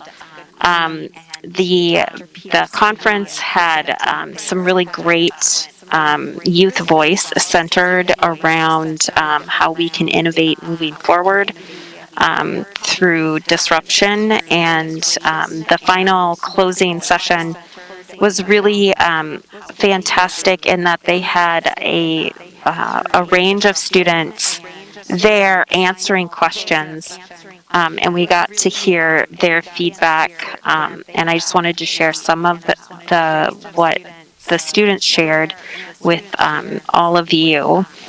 they said that one of the things that would be important going forward to have in schools is to learn about Lakota heritage, or it will die. They want learning to be more hands-on and connecting learning to nature and the real world, to make more connections with teachers and to build relationships, to be safe and play with your friends and do good work. They want to learn new stuff, do wider topics and things that can help us in the real world, and to learn stories about things that have actually happened. More field trips, more teachers of color, specifically Indigenous teachers, because often students do not feel a connection with teachers who do not look like them, and it's hard to learn from them. Mix it up, get more demonstrations, more hands-on projects and stories, and more teachers in the classroom so that they can help individually one-on-one with students. So that's my report. Thank you. Chair Bouchard. Yes, Mr. Adams. I have a question for Director Andreessen. These students that you're referring to, were those Hopkins students or students from other schools as well? They were students from across the state. They were part of the closing session, and they were ranged in age from, I think, first grade all the way up to a senior in high school. Wow. All right, thank you. I think first grade all the way up to a senior in high school. Other board member reports. I have one, and there's a visual, so just bear with me here. Other board member reports. No, that's not what I wanted to do. I have one, and there's a visual, so just bear with me here. No, that's not what I wanted to do.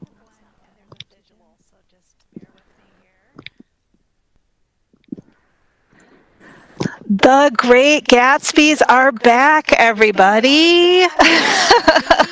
So I'd like to offer congratulations to Maren Peer, Gina Sorensen, Talia Siegel, and Lucian Peer.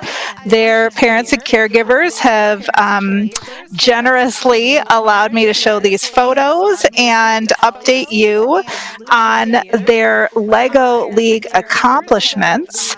So, of course, this year they had the added challenge of having to work entirely remotely to design, program, and run their robot, research and develop their innovation project, and go through all of those judging panels and robot challenge rounds virtually.